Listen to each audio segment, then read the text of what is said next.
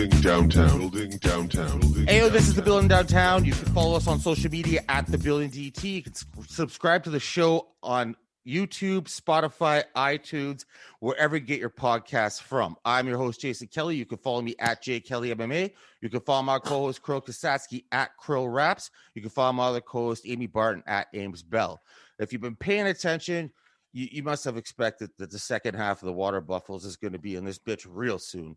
But the thing is, we know this man. As a fan of this man, you know him from music that he's done over the years. You know him from working with Chase Moore. You know him from doing his work in that battle rap ring against guys like Bender, against guys like QP, Nestle. But when you type in Fredo Algebra interview, there's nothing. But now he's on The Building Downtown, and we're about to find some shit out. Fredo, how's it going, my man? Hey, how you doing, man? Thanks for having me on. Doing good. Thank you for giving us some time. First and foremost, I know you heard Chase Moore. I know you heard it all the way through. You know what we're starting with. McNulty's. What's the story? What's the deal? What's up with my McNults, though? What does that mean? Well, it's basically just like dude, you know, like saying dude or bro or like, you know. So basically, I grew up in Union City, California. It's a small like town in the Bay Area, the East Bay, and I'm pretty seasoned myself. I'm kind of from the older generation, you know what I mean? So like I was big on the graffiti, you know, and you know, a lot of my friends were like boosters, you know what I mean? Like I don't know if like you guys are familiar with like the low lifes, like Thurston Howell, and they all like boosted like a whole bunch of polo and stuff like that, and all they wore was polo. Like I had a crew out here that I hung out with all the time that were like, you know, super boosters, right? And then so when they're in the store, they would call each other like John. Hey John, hey John, hey John, what's good, John? You know, so it evolved. We started just calling each other like weird, just like super crazy, you know, like just unorthodox names, you know what I mean? So we're going like, what up, you know, Terrence, you know, and we would just do whatever. It just Walt, and then Walter stuck. So like I took Walt and I just made it Walt, and then I just started calling everybody that in my hood, in my neighborhood. And then everybody started like catching on, you know, like, hey, what's up, Walt? And then they would just laugh like, what is that? Even girls would say the shit, you know. It's pretty funny. And then so we would do things to like twist the language where it was like anything that sounded like Walt, we would call each other that, you know. Like I had a cousin that said all D words. He just put a D instead of with the actual letter it started with. He'd be like, what up, Dalt? Like, you know, it'd be like Dalt. and then so I just started saying McNult because McNulty from The Wire, of course. But I didn't know that until I never watched The Wire. So like McNulty was like some sort of like, I think it was like some sort of like news broadcaster. I think I heard it from that. And then it sounded like Walty because we were calling each other Walty at the time. And then so I brought that over to like Chase's, and everyone just like thought it was kind of funny. And then now it just started like wildfire again. McNulty, all the old slang is coming back. I love it, really. So you're a trendsetter. Yeah, so that, and we do the not the, you know, we be like not the everything, you know, like a lot of people do that, but there was this period of time like earlier this year where everybody were just saying it all the time. Not the interview with Jay Kelly, not the, you know what I mean? Like not the, it's just everything was not just everything. It was just like now everybody's saying it. Everybody that follows the dubs, they're just saying like Walt. They're saying like, you know, we have a lot of things that are catching on. It's kind of funny though, actually. So do we need like a translator or? Nah, no need. I mean, it's pretty easy to catch on. Like once you've been around me for like, I don't know, more than an hour, then you heard me talk to like Chase. Like if you were to be in like a session with us, you'd understand after a while. I feel like Chase could probably do a pretty good you impression. We didn't think about that one. I am making a list though. No, Chase is amazing. Yeah, Chase is amazing. Yeah. We you know, kick it hard like so much. So like we're, you know, when you're around somebody, you pick up their little mannerisms and things they like to do or things they don't like to do or don't like. it's pretty funny. We like to like imitate each other's fucking hilarious. Yeah, Lush gave us a great. Oh, what the fuck! I did it again, Still you doing guys. it, man. Jesus. Jesus. Oh my God. Chase gave us a great Lush impression last time. That was fantastic. What, in your opinion, is the best best impersonation that Chase can do? I think he could do his Australian accent is amazing. I don't know if that's an impression, but his Australian accent is pretty fucking good. Like, and he talks like Chopper Reed. Like he told me the difference. Like there's a Chopper Reed. It's like a infamous Chopper, murderer. that old old school. Oh shit, I never knew his last name. I know exactly who Chopper is. Yeah, Chopper Reed is actually the name that Chase Moore and Bobby Butcher, but now he's Baby Franco. They did an album. It was called Chopper Reed, and it was like it's kind of like a Dub B's, but it's called Chopper Reed. Yeah. So I would say that off the top, like he does like mafia impressions pretty good because he likes The Sopranos, but I can't put a thumb on like a specific impression he does. It's fucking hilarious though. We just go into like all kinds of like tandems, you know what I mean? Like sometimes, and that's what people might not understand. We might lose people with that because our inside jokes are like insanely interwoven. So we need to have both of y'all on as each other or other people, is what you're saying. Yeah, that would have been hilarious if you would have had us both on. That would have been hilarious at the same time. We will definitely do that. And then the hat trick will be Ilmac. Can he do an impression too? Or do we have Ilmac is hilarious. Between us three, we have like so many things like we could share. Like it's just funny, dude. Like we've been listening to this. I don't even want to go in a tandem. Like we've been listening to like a lot of Michigan gangster rap, and it's fucking amazing. Like the dudes from Flint, Michigan. Like this dude named RMC Mike, Rio the Young OG, and then they have this like certain style they do, and then we've been just like going hard on that. It's hilarious. Like when we do like bar pong and stuff, it's so hilarious. Well, we're gonna have all three of you on, and it's gonna be a shit show, and it'll be the best shit show ever. But we want to talk about you tonight. All right, cool. Yeah. I am happy to hear that the whole McNulty thing had something to do in the end with McNulty from The Wire. The Wire, yeah. So I was thinking that maybe it ties back to like you were born in Baltimore or you're from there, and like you love that show for some sort of reason like that. Nah. And then I see in some of your videos there's 667. Now that's an area code for the Baltimore area. So I was like, is this what the hell's going on here? But that's wrong. And 667 is One Above the Devil, and that's like a group that originally it was stemmed from like Bobby Butcher or Baby Franco's him and his crew like in NoHo in LA, and they expanded it like musically with Chase and Ilmac, and then I was in, and then like we have another like Lush, Chef Boy Bones, and Zoo DeVille, of course, and like Rob Anthony. There's a couple of really, really heavy hitters like that no one knows about, like because they're either like on another path doing something else, but still 667 is like what it's our like pretty much like the Wu-Tang, and we'll never like stop representing it. But it's One Above the Devil, originated with Bobby Butcher and like Two Head. Shout out Two Head, shout out Bobby Butcher, or Baby Franco, I should say.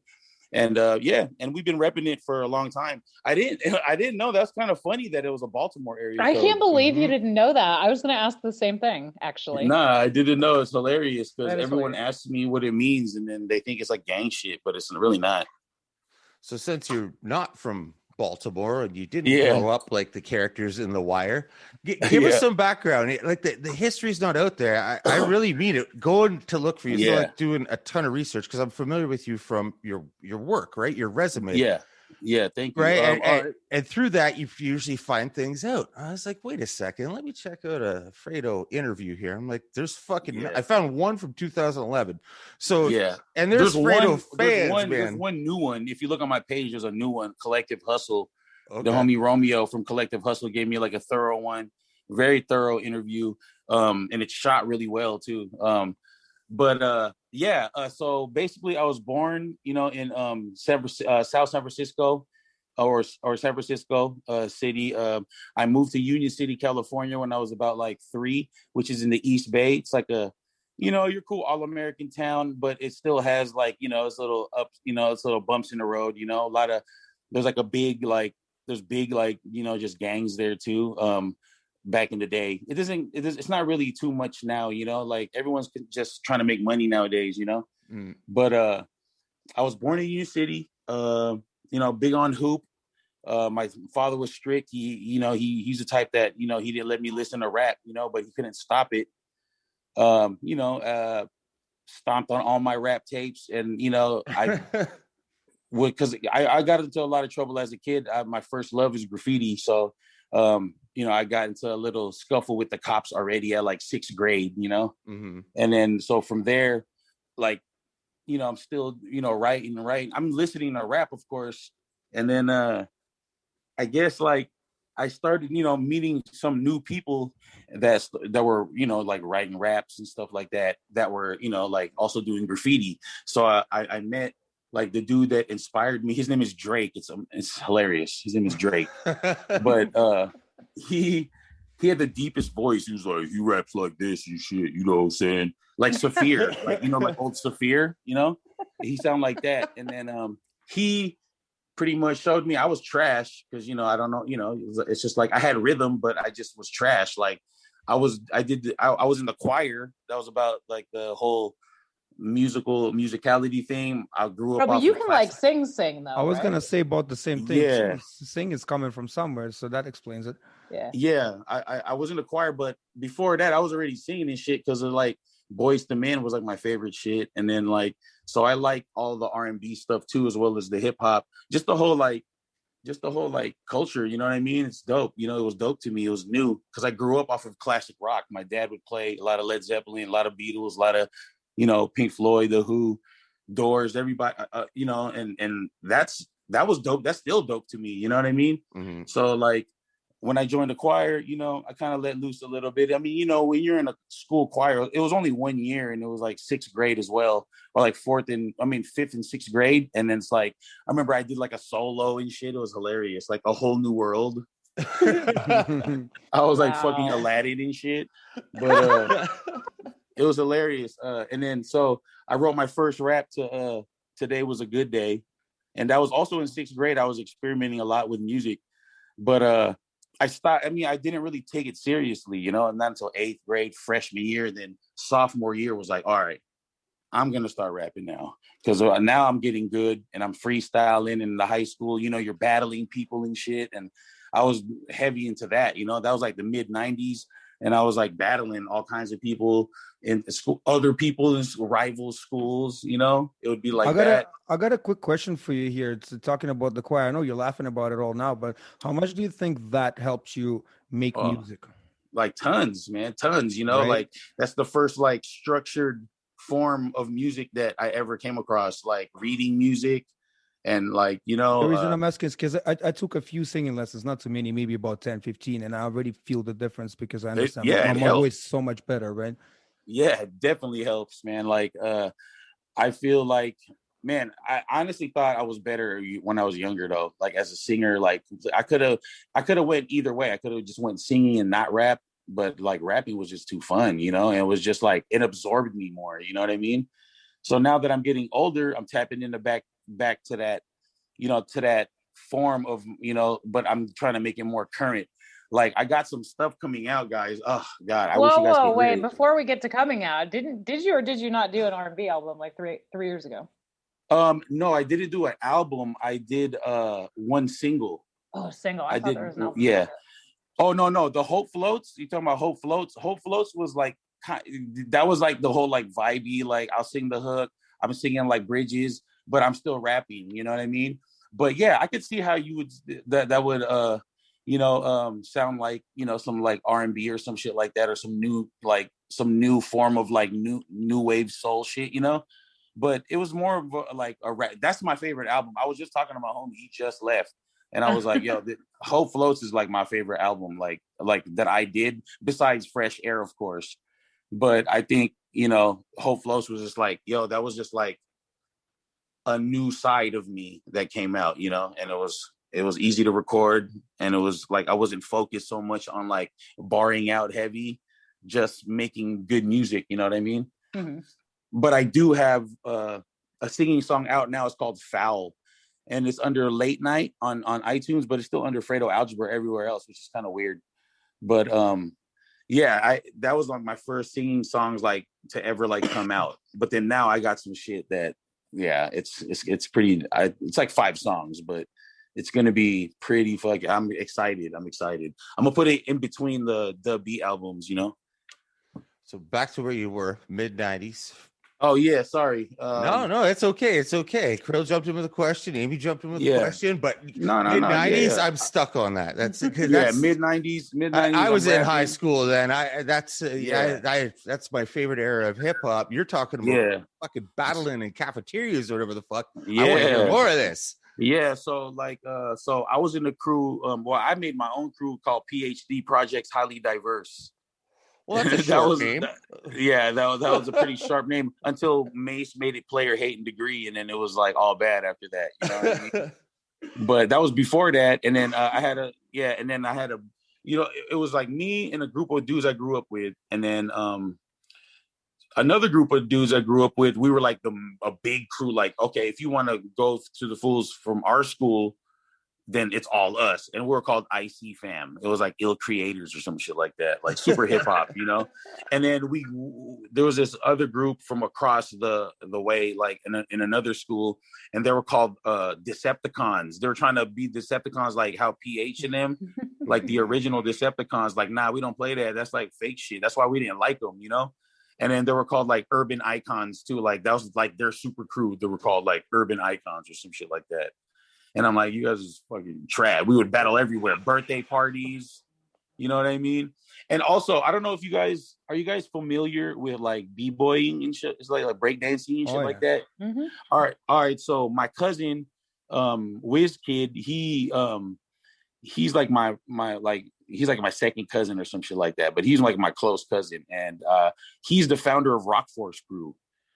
And so the Rock Force Crew, or the first generation before Polsky, because Polsky ran the Generation 2, and that was the one that won Battle of the Year. And my partner Maya was in. A whole bunch of my homies were in that crew.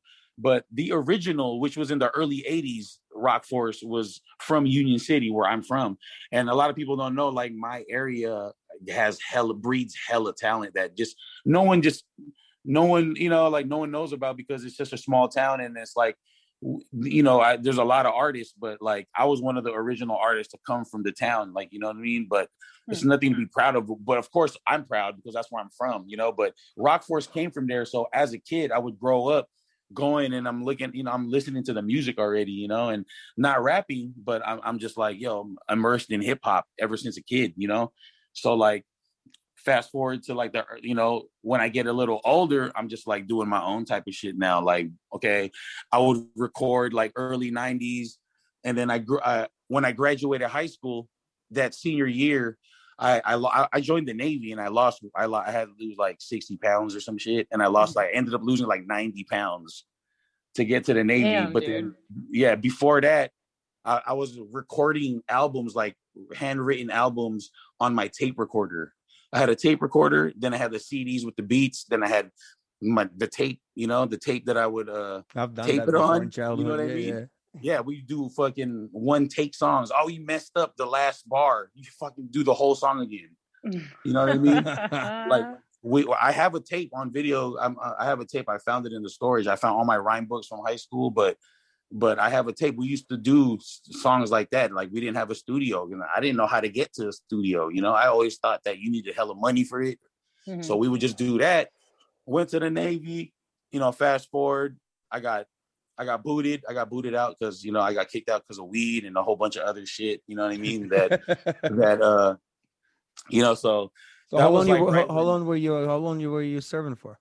Shit, like 3 years, and I won battles in Australia. I went to Australia. I won a open mic battle in Sydney, and I won an open mic battle in Perth. I had that shit all on my handy cam, my Sony handy cam, but I that's probably gone somewhere. But yeah, I won like battles. Even then, I was battling people on the boat in the Navy, because you think about it, I was on an aircraft carrier, so it was like 3,000 people. It's like a floating city, and then it's like, you got motherfuckers in there from Chicago, Atlanta, LA.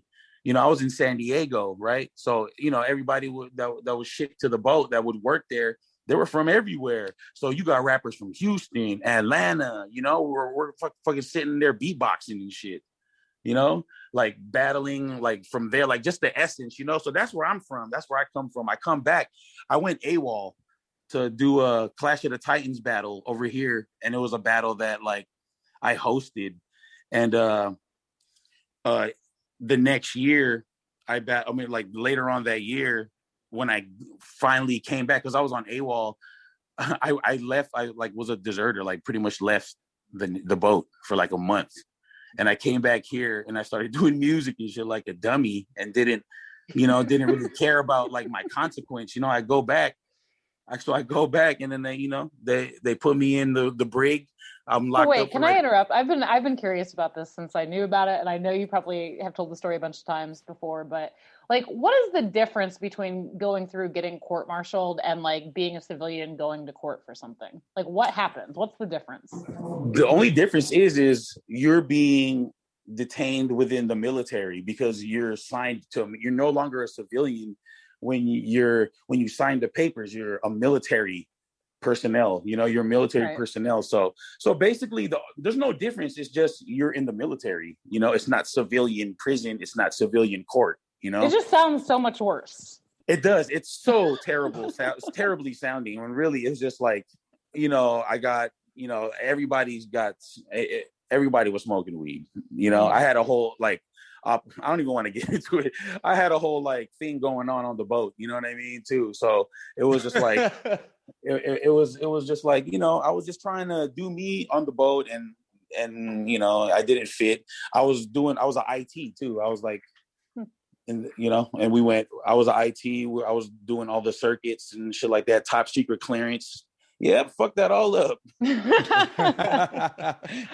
Anyway, I was just curious, because every time I read or see court-martialed, I'm like, damn, that sounds so scary. Like, versus just going to court. Because so this is what it was, right? It was like, these were my options. I can't believe I'm talking about this on the interview right now. It's insane. My options were leave, because there's a difference between being UA, which is unauthorized absence, and then AWOL, which is absent without leave.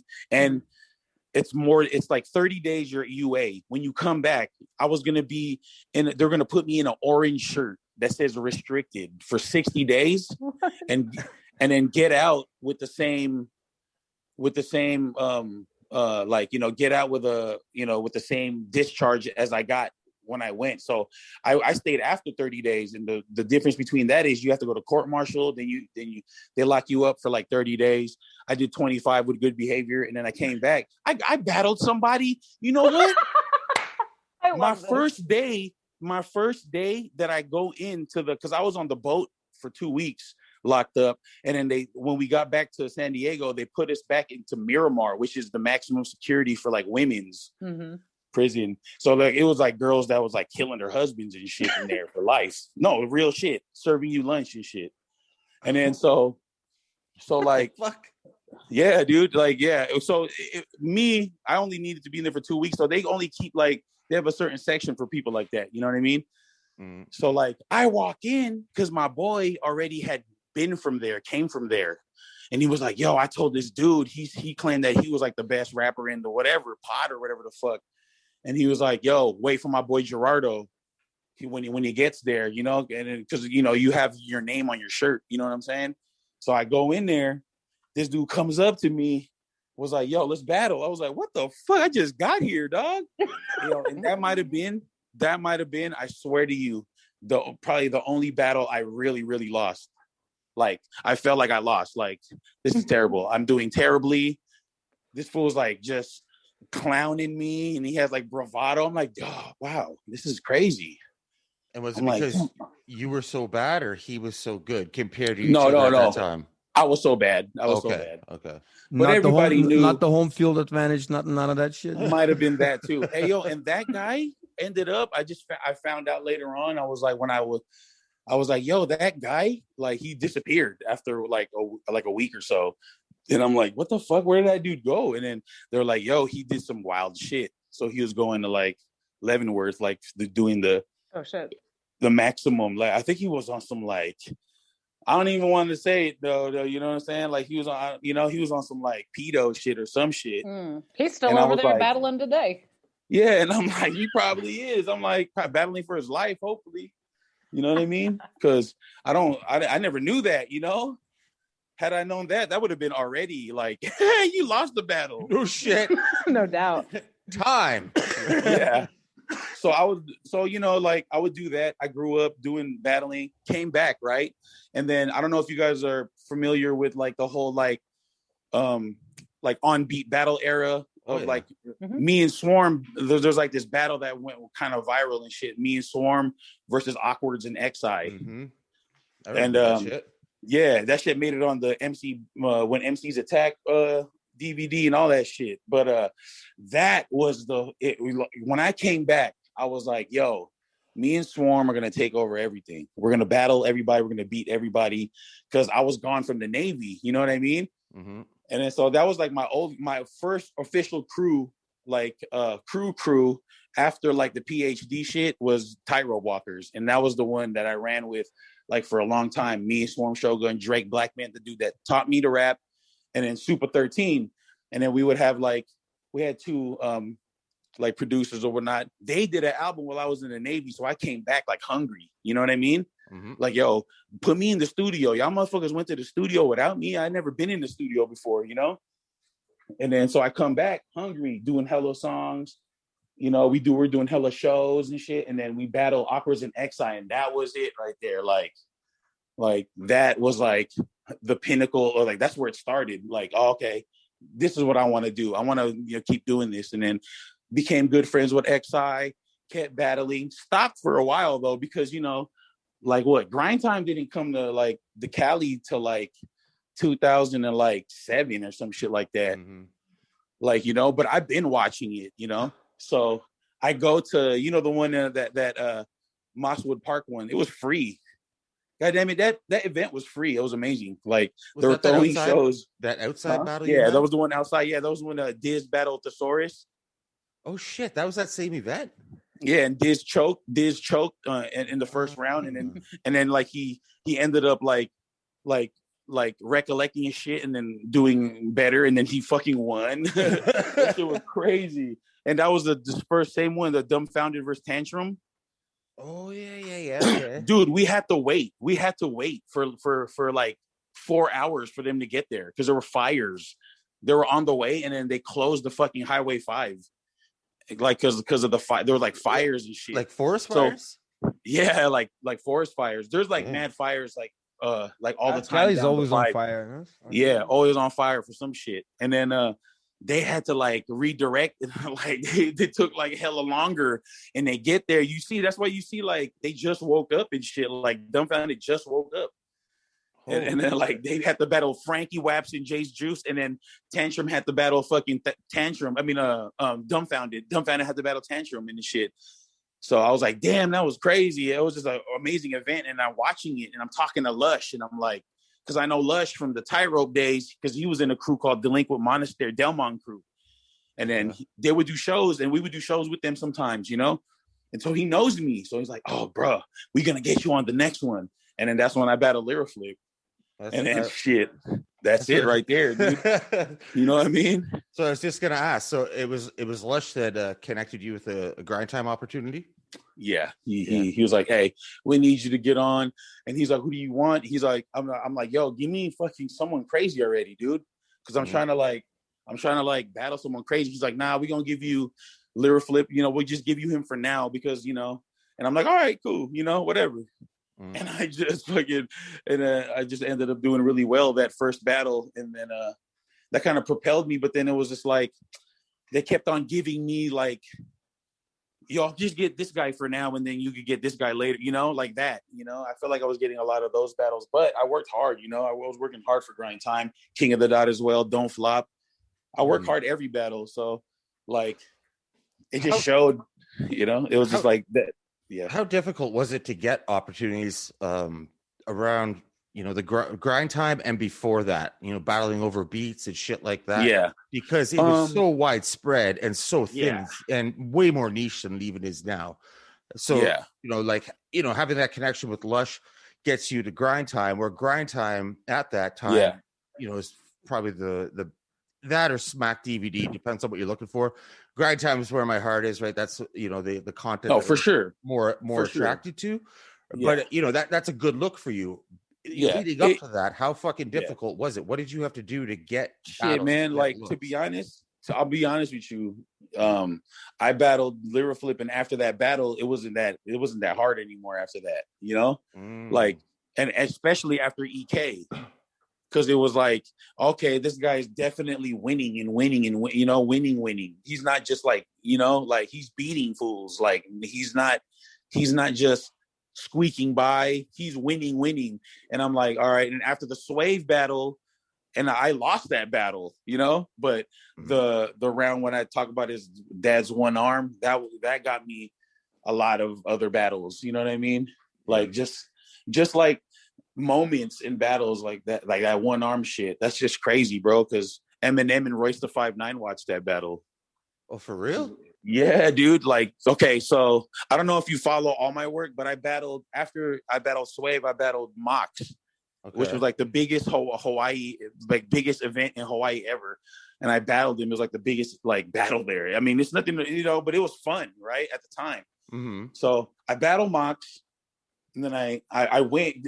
Mox was on American Idol and everything, and like he was on there for singing shit. What? And so like, you know, we had a really cool battle, funny battle, and then they kind of like jerked me with an OT. So I freestyled. It was alright. It was kind of horrible, but it wasn't. And he came cool. But then like, I mean, you watched that battle. I won the battle. Anyway, I land right. And then I turn my phone on and I see like 6 missed calls from Swave. And I'm like, what the fuck? What's Swave? And then as I turned it on, he's calling me again.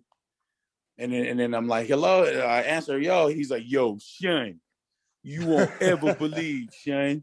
He's like, you won't ever believe who I just talked to, Shane. And I'm like, what? Who? And he was like, yo, so basically he was like, yo, I'm here at fucking the Red Bull finals, the MC battle Red Bull I remember finals. that shit. Yeah, in New York, the one that DNA won. Yeah. Right? And then Royce and Eminem were fucking judges, dude. And then they went up to Swave at the end and was like, yo, we seen your congrats on your, you know, battle with Fredo, but man, that fucking third round though. And then he tells me like verbatim, like Eminem was like, yo, that was like, it was like a pretty crazy round. Like, that's some shit I would do. That's what Eminem said. And I'm not saying this to brag or nothing like that. I'm just recollecting. Like, I'm just remembering shit. You should, but anyway. I was going to say, brag the fuck out of that. Oh, shit. Yeah, but, you know, because I didn't hear it from the goat's mouth, per se, right? But Swave is pretty solid. You know what I mean? He's not going to lie about anything like that. You know what I mean? Yeah, and then so he told me that Royce was very familiar with that round. So Eminem, I'm like, yo, that's crazy. So after that, you know, I battled Roan, battled a whole bunch of fools in Canada before I got like banned and shit. Oh, banned from Canada. Let's hear this story. Okay, so who is it? So I battle. Who is it? Who's my first battle? It was in Calgary. And I battled with a Ubiquitous. Ubiquitous. He's like a doctor now. But I battled Ubiquitous first. King of the Dot, Calgary. And it took me 3 hours to get in because they were like trying to see, you know, they like to stress you out at the border. And I'm like, fuck, all right. And then so they let me in, boom, battled. And then the second time, boom, got in again. The third time I was supposed to battle Aspire. Oh my God, I don't know why. But I was supposed to battle Aspire in Vancouver. I go to Vancouver and I'm like, yo, they see like this old charge I had. It was like theft or some shit. It was like an old boosting charge, but it was like, damn, I was like, I'm done with that already. Like, I thought I expunged my record, and then they're like, nah. So they fucking sent me back. The same thing happened in Calgary when I battled Cheddar Cheese. And then they were like, yo, fuck that, dude. Like, Sketch Menace was like, yo, just battle tomorrow, because just battle tomorrow in the morning. So if you look at my Cheddar Cheese battle, we're fucking in a park and no one even knows about battle rap, and he fucking wins. And I'm like, that's trash, dude. Then I go home. Then I'm like, that sucks. And then so like after that, I went to the whole City Hall shit, got my shit, and then I haven't been to Canada since. So I've never been invited ever since. And I showed organic on my papers and everything. So it should be good next time there's an event there, but I don't know. Oh, fuck. Well, trust me, we're dying for an event here. The North Grand Prix division should have been a lot more Canadians and up here, but we get it. You know, for certain measures, right? You got to be safe. You got to do what's best, obviously, for the company and for the people. But back to Canadians, even though it wasn't on Canadian soil, we can't talk about you battling Canadians without mentioning one particular Canadian's name, Bender. RP, my brother, man. That's my brother, man. Holy shit, man. You know what I'm saying? So yeah, we just botched the battle before this. So you're lacing up your fucking boots, getting prepared for that battle. You know, obviously, when people pass away that are good, they get more recognition. But I mean, Bender got the same recognition when he was alive, in my opinion. Dude. No, he got way more. I feel like he got way. I think he got more and more.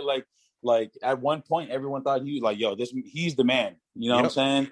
Including me. I'm like, "Yo, this fool is raw, bro." But I hella wanna.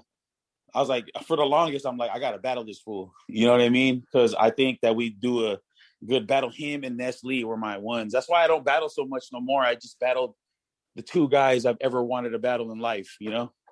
Those are two my favorite battles of yours, right? Probably the two most favorite. There's some ones from back in the day, but obviously it's not as the product is not as polished. Yeah. You know what I mean? But dude, the Bender one is by far, dude. So good on both ends. That's a performance. You know what I mean?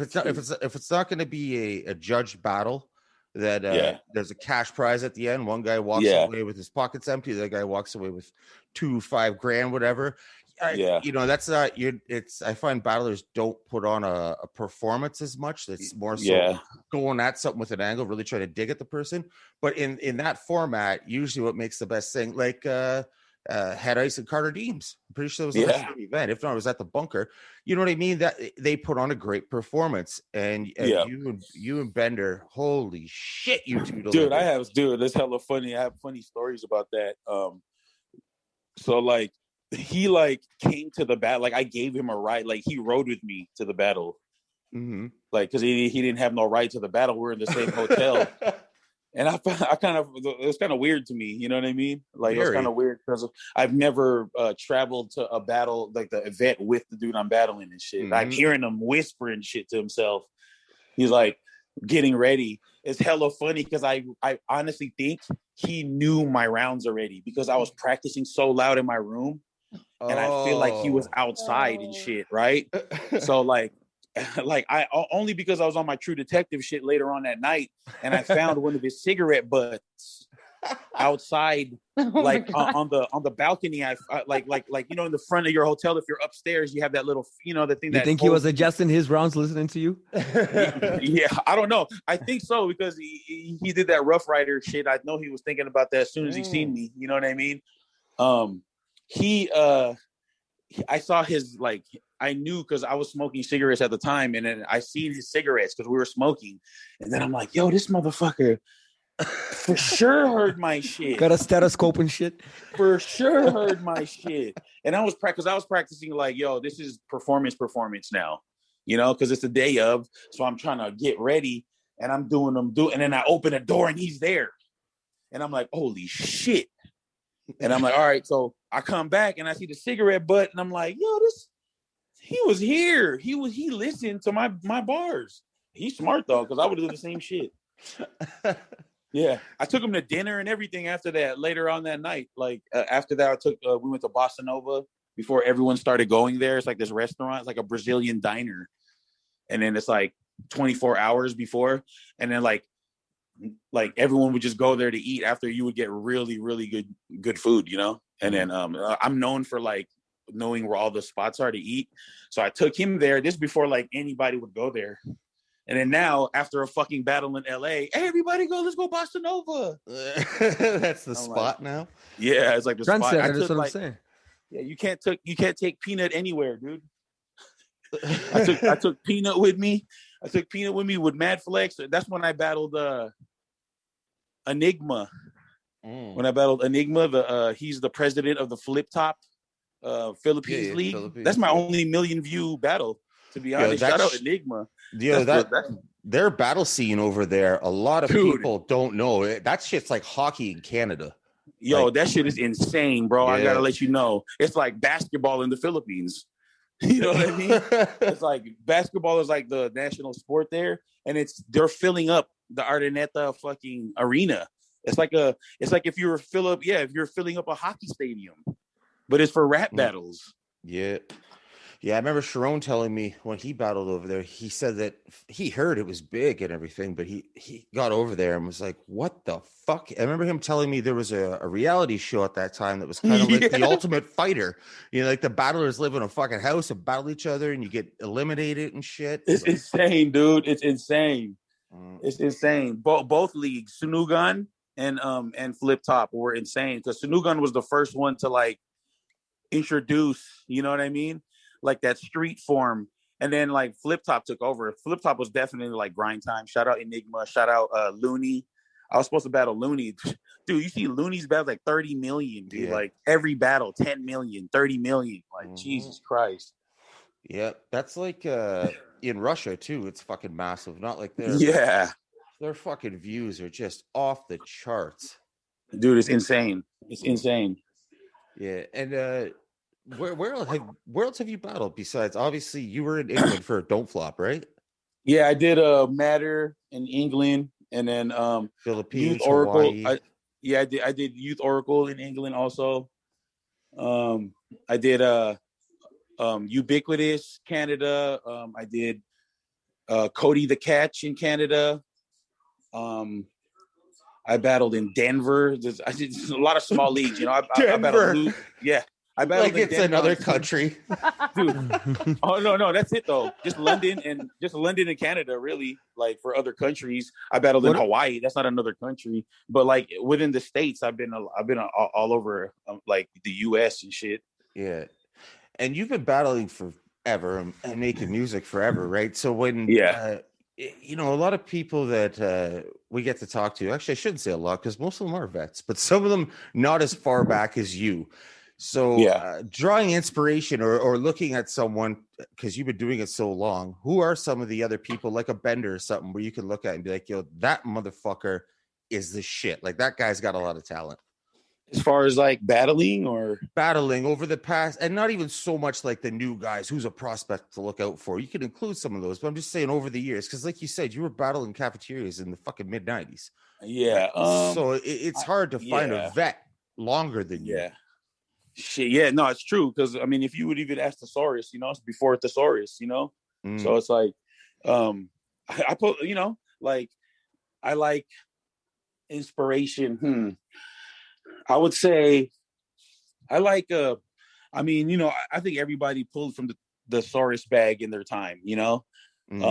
But like, you know, people like Nestle, like Bender, I would, you know, it's not so much pull inspiration, but it's just like, yo, I just like to rap really good, you know? Yeah. So like normally things like I do are things that I'm trying to step out of everyone else's box, you know? Yeah. But I would pull from like, you know, like all my comedic stuff was from something like, you know, was inspired by something like some stand-up. Sometimes it inspires me, you know, to like deliver stuff like my old, like that Swave round, you know, like, I don't know. It's just like in the moment sometimes. Cause when I write, it's like, I don't normally go, hey, let me watch a fucking Bender battle or, hey, let me watch a Nestle battle. I'm watching my battle to see what I'm doing and what I could do better, you know? Okay. So like, I would pull from like Dude, there's so many stuff. Like, yeah, Thesaurus would be one of them. There's a lot of people that people don't like know from like the underground, like around here, you know, like Joe Cutter. He like he's been like he hasn't battled in a while or whatever. He was like he kind of like you know he's doing his thing. I don't know what he's doing now, but like I did a like couple 2-on-2s with him. But back in the day, like when I was like doing on beat battles, he was the best. I've never seen anyone do what he did. Like he did an Iron Man competition and there was like 16 MCs. He was the first one and he never left that spot. I'd never seen anyone do that in my life, like freestyle wise. And so from there, and then, you know, just my own peers, you know, like Swarm Shogun, of course. My own crew is my inspiration, really. That's where I pull from. And if not, I'm just listening to like music that I grew up to, you know, a lot of old school East Coast stuff, even though I'm from the West Coast, you know. So I was more of a Biggie fan than Pac because I could relate to it more, you know. It's like, sorry, go ahead. No, go ahead.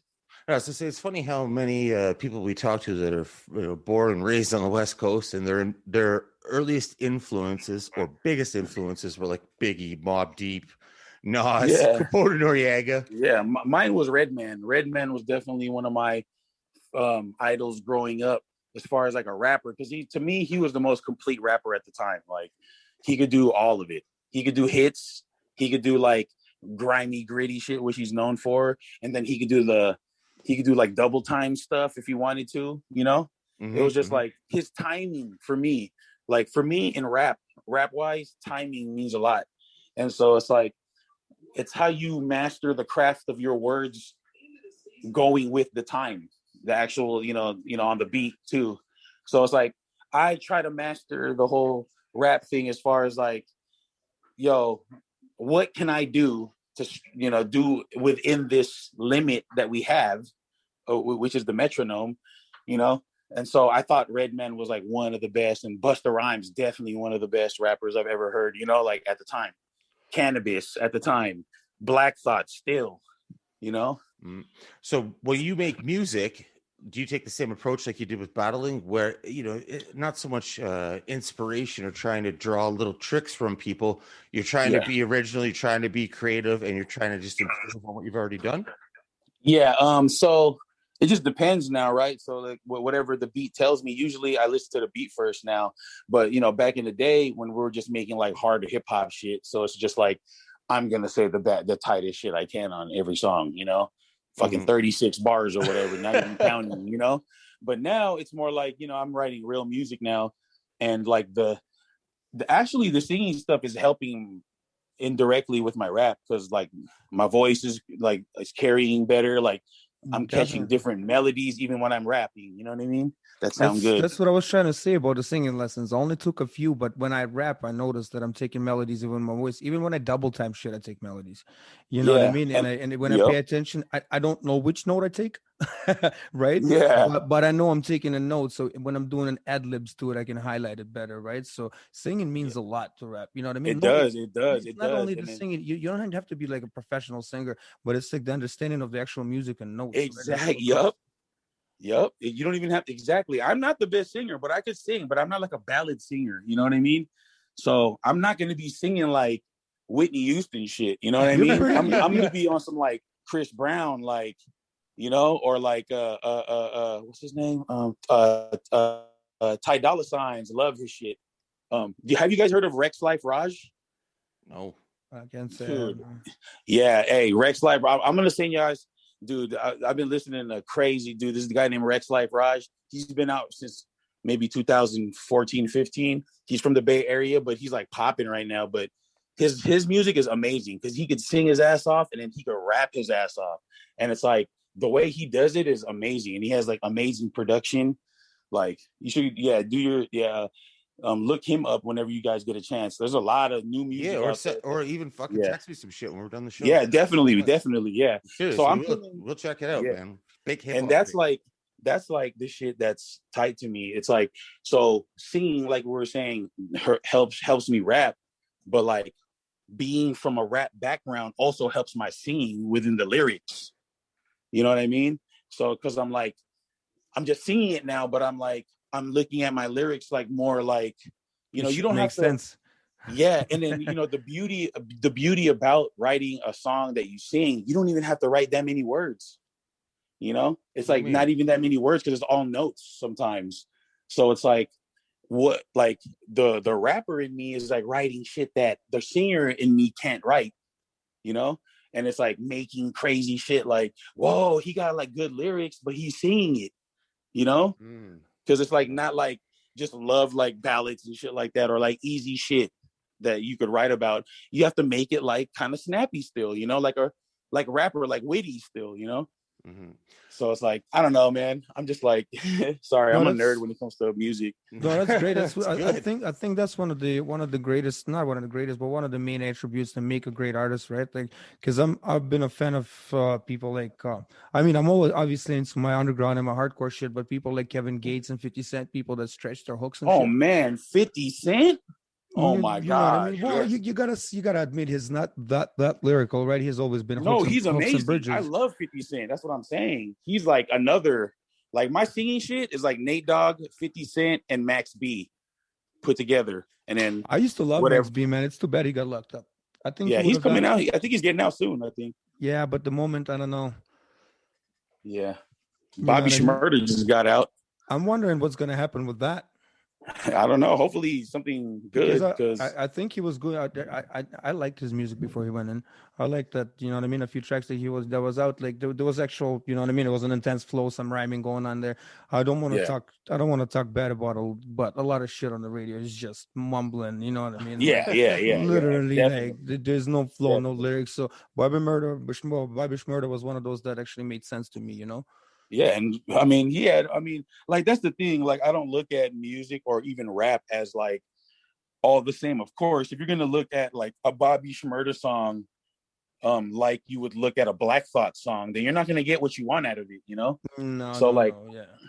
I look at music for what it is rather than like, oh yeah, you have to be a tight ass rapper. Nah, you could be like kind of like terrible, but it'll still be tight, you know what I mean? Just depends on what it is, because you're like real or something, you know, like but that's a gimmick. That's not a rapper, don't you think? That's writing a gimmick. No, I'm not. I'm talking about the gimmick rappers. I'm talking about like, I be listening to a lot of hood motherfuckers, you know what I mean, like gangster fools like that really go to prison and shit, and then their rap, they're not that good, but like you could hear the realness in it, you know what I mean? That's like what you're saying. I see. Yeah, you know, the authenticity. And I'm not talking about like all this bullshit. Like, I don't really fuck with like like tight jeans and shit like that, like all that fucking mumble shit. I like for what it is, the vibe or whatever, but I'm not listening to it, you know what I mean? And I don't consider it like talented rap, but I do give it up to them for making music, but it's like I'm not like, it's not in my wheelhouse. You know what I mean? Every now and then there's a good mumble song, but it's like a very now and then, you know what I mean? It's not enough on occasion. And plus, you know, Griselda. You don't listen to. I've heard a few that I could listen to. Yeah, Griselda is really one of my other big inspirations right now too. Or not for a long time now, even though it's been like maybe 6-7 years. But really dark and street, they seem to be making it, because fuck with it, because yeah, a lot of that shit doesn't seem to come through nowadays, right? Everybody's snappy and poppy and EDM and all that kind of shit. Griselda seemed to come through with that like real hardcore, heavy, dark fucking hip hop, you know? Yeah, and ever since then, I think, you know, the rapping has gotten a lot better from everybody, which I like. And I think that's why, you know, the beat, like the Water Buffalo stuff falls right into place. But in the West Coast, as like, yo, we're rapping our asses off, but, you know, but we're doing it in our style, but it's like still like that gritty, you know. But y'all see when the second one drops, it's like I'm really proud of this one too. I mean, we didn't think it was going to be better than the first one, but the first one was kind of a slow burn for people because of COVID, but this second one is going to be insane, man. We got like cool features too. Like we got like some rapping on there. How much does it affect, like you were just saying, like, it's a slow burn because of the COVID thing? How much does it affect the progress of your music when you can't do live shows, live performances, get on stage in anything? I'm not necessarily saying you're the headliner or anything. Yeah. No matter what it be, right? Whether it be a small venue thing where it's just you and Chase, or you and the boys, or something where you get to hop on stage and there's a bigger act coming on. Does that affect the progression of your music? Like, have you? Yeah, I mean, like, okay, so when we first did this, it was like we did this whole album, the whole WB's first album, right when quarantine started. So in March, I went there, spent like a month there, and we did the whole thing. We did the whole album. And then we're like, yeah, we had a lot of plans. As you can see, there's a lot of stuff for it. You know, we have merch, we have videos, we had big plans. And then when the COVID hit, when the COVID shit really hit, it was like, damn, dude, like nobody's buying the merch because no one want to buy no money. No one wants to spend no money right now on merch because everyone's going through, you know, like their thing, you know, and you respect that. So it's like, yeah, it slows the progression of as far as like sales or like ears it's getting to, but it's definitely not slowing down the production because we already have 2 done. We're starting 3. We have another video coming for the 6th video coming for the first album. You know, so we're you know, we're continuing. I have a son on the way in May. Oh, so like, congratulations. Thank you. So I'm trying to like, I make a lot of music. I have a lot of music that no one's heard yet that I'm gonna put out. So like, I kind of planned it like that, you know. How many of you guys are working on the one project? You said you got 2, you got 3 already started. How many of you is on one project? Not counting the features, like the core people. And which one wouldn't? The reason I'm asking is because I'm wondering how long it takes you to put a project together because you're making it from scratch, right? Correct. Yes. So how many people is involved in a project? So just me and Chase, really, and whoever else is featuring. And it took us, I'd say, maybe like actual recording time. It probably took us like 2 weeks of recording time. Yeah, but no, I'm talking about you getting a beat, getting an idea, right? Because I can tell you from mine, right? Like if I get a beat and I get lit up, I can write a song by the morning.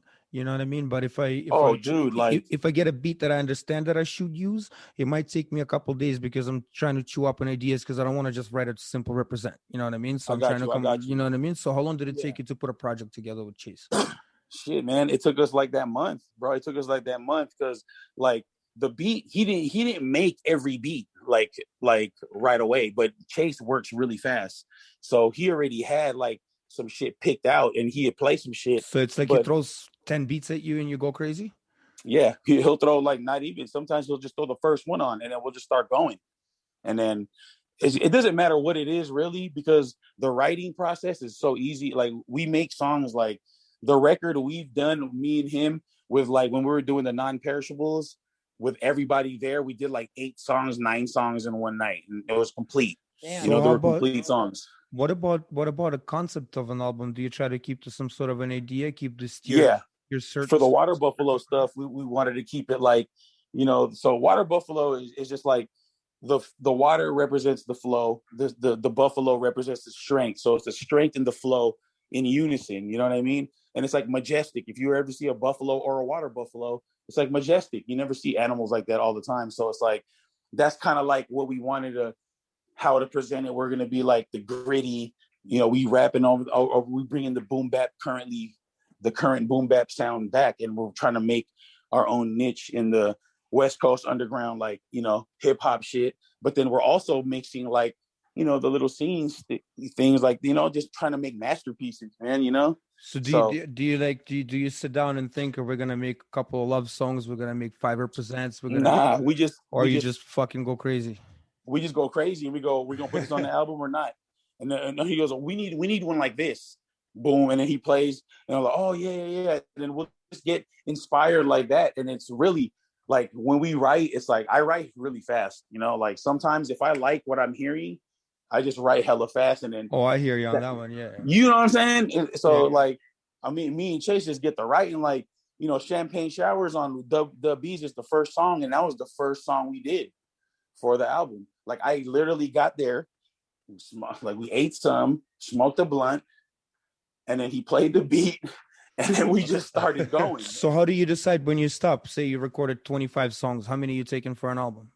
We're like, oh, okay, we know already we're only gonna keep it like 10 to 12, but like, man, Dub Bees might be 15, to be honest. Fuck, because there's so many songs, like, you know, it has to be on there.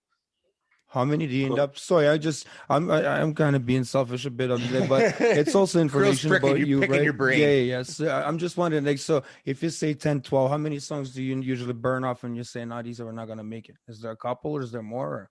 There might be a couple. But really, so it's not too much material that wasted. Yeah, because we'll use it for something. We'll put it out for a single. We possibly could, and there's some songs that just make it into the abyss and it never comes back. But for Dub B's, we've been kind of bullseye, like for every song, like, we gonna put this just for show going on every time. Like, after you hear the end product, before you doing all that, you and Chase, dialed in together, working on projects together, becoming like an actual thing. When you were experimenting with different artists producers around the way, ones that you knew, people that you knew through another person or another two people, or just giving a person a shot, was it a lot more difficult to get you and the producer on the same page? For me, I've always had like in-house producers because I grew up with a lot of, like I said, Union City, a lot of talented people, a lot of talented producers too. So it was just basically, people I would get along with already, like how Chase was saying in the interview, he don't fuck with no one that he doesn't get along with as a person, because really that's where it begins, really. Because if I met Chase through battling, Yeah. So like, we were like, hey, you're tight. Hey, you're tight. Hey, let's be tight. Friends that are hella tight, So that's what happens. And then that's basically how it is everywhere. Like, you meet your A-likes, you fucking stay in touch with them if you guys click. So me and him, we always click as people. So I feel like it's always like, it still comes down to going out and performing and networking and meeting people, right? Yes, very true. Yeah. No matter what, right? So in this cold, we're all a little fucked. Yeah, you know what I'm saying? Yeah. I gotta bring my depressive 5 cents into it. Have you had to work with someone who you do like, but just everything is fucking whack, whether it's a producer or a feature, and you're like, look, we're friends, I'm gonna continue to hang out with you, but we can't fucking do this together? Have you had those moments? I do have a couple people that I was like, when I work with them, because it's fun, I just love to make music. I'm never gonna like put it out, or if they put it out, they put it out. But I have a couple of friends like that, and I don't want to tell my friends that, because like I feel like they should just figure that out for themselves. I'm not nobody to tell people what their dream is or what they want, Mm-hmm. So but I control my time and if I'm gonna be there or not, so like I'm not gonna disrespect anybody or say anybody's names, but there's been a couple of rappers that like I hopped on their shit and then like the song might have been tight, but then like the body of work per se isn't like in my wheelhouse, and I don't really talking about dreams, to just pedal back a little bit. Obviously you've been doing this for a while, so it is a dream of yours to be doing this, right? And how close are you to it now? Are you making money off of it? Do you still barely? I mean, but it's nothing like. Well, I'm not saying you're buying Bentleys and Mentions. I'm saying I mean, I'm making something off of it, but it ain't like substantial to like live a life, Yeah. Like I still work, you know what I mean? So like, well, I don't work right now, but I mean, I work, I still work at my schedule. Yeah. So like, I had to do that still because, this music thing. And I mean, it's hard to take off, especially like we're talking about, there's no shows that to be had. There's no, we actually did a Twitch concert on Ilmax. We did that One Above monthly he does on Twitch. Mm-hmm. And Avo like recorded, it was like me, it was like Water Buffaloes, Frack, Essam performed, and I think it was just us two. Yeah, it was just us two. Yep. And then it was streamed on Twitch, and that was fun. But it's like, there's nothing like seeing a crowd and shit. Yeah, the rush, right? Yeah. Where's Amy at? Amy, you there? Oh shit. Yeah, man. I'm just listening. Sorry. No, you're good. Let off with your randoms, Amy. I mean, I was gonna say you have like a dozen. I was gonna say she's saving them up. She's singing them. I'm not going to get you off track if you're in the middle of a story. I do have. Nah, you know what I'm saying. I might just be talking y'all guys' heads off. My bad. I didn't want to. No, bro. You're the guest. Nobody wants Look. to hear from us, right? You're the guest. You're the one that people want to hear from. It's good. You're a we good wouldn't talker. have a show if people wanted to listen to us. Fuck no.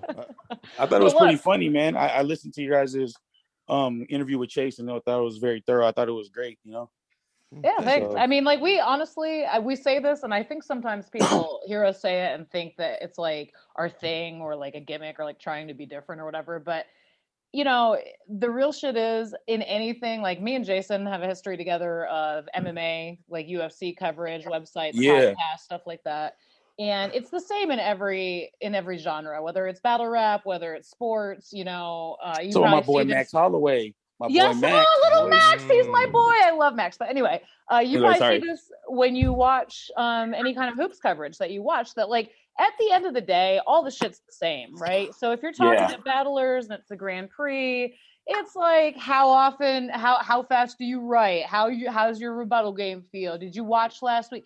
And we hate that. We've always hated that. We hated that in MMA. I mean, every show was, how's your weight cut going? Who'd you train with? You know, it's all the same. So shit, and we say it all the time, even though it probably sounds like bullshit. Everybody knows enough about you if they already know who you are. Anybody who knows anybody we're talking to already knows who they've battled or if they make music. We just want to talk to y'all, dude. Like, that's why we don't sit here like, I have a question next. Okay, Jason, your turn. You know, like, we're just literally here to get with whoever. So my bad. You know, I mean, this is a very thorough interview. Y'all got me open, man. I started talking about my fucking past and shit, man. But that's what it is, man. Instead of hot wings, we just kick it. But Fredo, you're gonna do me like that and call me out. You gotta hit me with your best Boyz II Men off the top right now. Go. The what? The what? Your best Boyz II Men. Go. Oh no, not right now. Oh, well, you can call me out. I see. She tried to get me. Amy can't get a freestyle. Can't get anyone singing. But he's gonna call me out though. I'm trying to let me think. Let me just simmer on that. They're my favorite. They're my inspiration. Let me think. Oh shit. We don't even talk anymore. We don't even know what we argue about. Don't even say I love you no more. My voice is kind of fucked up. Saying how we feeling no longer allowed. Why do we hurt? That's all I got. That's good though, bro. Want to sing a hook for me? Oh my God. Yeah, for sure, man. You know what I'm saying? I'm just fucking with you, but that is a good voice, man. If you're down, I could use something like that for sure. Dude, that's what I do out here, bro. Like, you know, I'm just trying to, you know, I do all my cousin is like a big time, like he's like a street rapper out here, you know, and I just do all his hooks and it's hilarious because it's just like, see the street guy. I've heard some of your work, you know what I mean? And now actually hearing it live too it's a good voice, man. It's nice. Yeah, it's cool. That was cool. Dude, actually my voice is fucked up right now because last night was like, yeah, it's not warmed up. It's like kind of like chalky right now. I need to have some tea. Chalky. I'm not a singer. What does that mean? For me, it's like dry. You know, it's dry, but I have saliva, but it's dry right now. You know what I'm saying? So I can't hit like my little things in the middle that I like to do because it's just, you know, it's kind of flatter is what I mean. You know, like I can sing, but it's not the same, right? You have to warm up. I get my Earl Grey and a fucking at least couple of spoons of honey in it before I start rapping straight up. You got to warm up your throat. Yeah, no, honey's for sure. And ginger too. Ginger tea. I have ginger tea from the Philippines. I hate the taste of ginger. That's my fucking problem. Everybody. There's this tea. But I hate it. There's this tea from the Philippines. It's called salabat, and it's ginger tea, but it's kind of sweetened, so it's not that bad, but it's fucking amazing for your voice.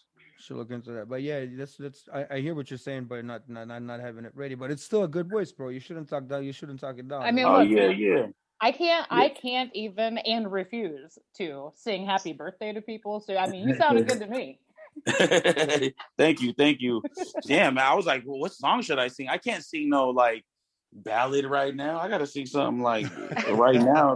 I'm rolling weed and shit. I'm like, hold on. I was expecting you to pop off with some like end of the road shit. That's what I thought. That's what I expected too. I expected end of the road. Okay. All right. Are you ready? Maybe later. Maybe later. You're gonna be sorry you asked, because I am just gonna hit you with a bunch of random shit now. All right. First and foremost, this annoys me because I am an anal retentive weirdo that has the weirdest pet peeves. Does it bother you when people inadvertently call you Fredo? At first, yeah. I mean, now it's just like I kind of just be like, "Yo, it's Fredo. It's not Fredo, actually." But yeah, and people like to spell my name Frado. No, what? Yeah. Or I've even got like Fraydoh.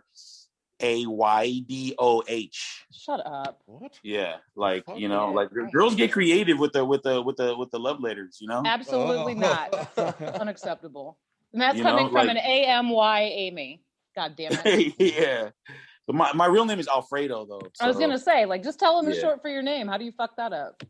Yeah, exactly. I'm just like, come on. Just take off the L. I'm they'll still add an I. Some people will add an I. No. Like, where's the I come from? No. All right. Yeah. How many pairs of shoes would you say you own, bro? Oh, shit. Geez. Don't fuck with me now, because you got more shoes than I got brain cells. I know you do. Yeah. So 2 pair.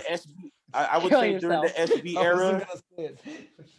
During the SB era, I had 428 pairs. That's crazy. God. Like maybe Jesus. like maybe 10. That was like a decade ago. I got into some police trouble, and I had to sell a lot of my shit. So I'm rebuilding. My last number, I think I counted, was I think I got like 117 pairs right now. It's not a lot. Oh, okay. How many? Yeah. What the fuck is not a lot? Would you have like a whole extra? Do you have like a shoe closet, or what do you? Yeah, I had a walk-in before, but I moved into this new spot. My girl, I basically just had the top of the closet and then the bottom of the closet. So the whole closet. And in the middle of the closet. And then I have like the side and the basement. And then I have so it's not really a lot of and then I have a storage. So damn, but right. I don't do you have as much ink as you have shoes? As far as like what? Like tattoos? Mm-hmm. No, I got more shoes than tattoos, I think. I actually got tattoos of shoes. Nice. I'm gonna need a picture of this. All right. I got some New Balances on my I just get because Bobby Butcher or Baby Franco, he tattoos. So like that's another thing. When I was there at Chase's, this fool just I got like 5 tattoos the first night I was there. Because he just, he was just there and it was all squad and he was just tatting everybody up. But yeah, I must have got like, I left that vacation with like 10 new tattoos. Damn, dude. Yeah. Shoes will never go away. Like I'm already planning my son's collection. I already got some of the collections, some for his, like when he's like a 6th grader already. I can't. That's some planning ahead right there. All right. Bro's not even born yet, but cool. Yeah. All right. Yeah, so I got him. Talk a little bit about. I know this is kind of like going way back. I don't want to interrupt you when you're going through your story because it's cool. It was good, but talk a little bit about tightrope walkers and Slacker 9 also. And say it again. Slacker 9. Oh my God! Wow. Okay. So Tightrope was a group that I formed before I went to the Navy, and like I said, it was me, Swarm Shogun, which is my best friend, Drake Blackman, who showed me in 8th grade that rapping is possible while doing graffiti, and it's funner like that.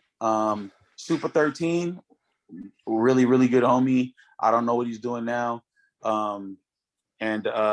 And Chaz, the original Tightrope Walkers was this guy named Chaz, and then we had a producer, Dice One. That was the original Tightrope, and when I came back, it just became like me, Drake, and Swarm and Supa, and then we would do like shows, and that's what we would do everywhere. And then we were signed to, like, well, not signed, but it was like a independent label called Slacker 9, and it was ran by Organics crew. Which was Super 13's crew, and then this guy Jer that ran Organics, he was like the manager of the whole shit. So basically, it was Tightrope Walkers, Organics and Thunder Hut.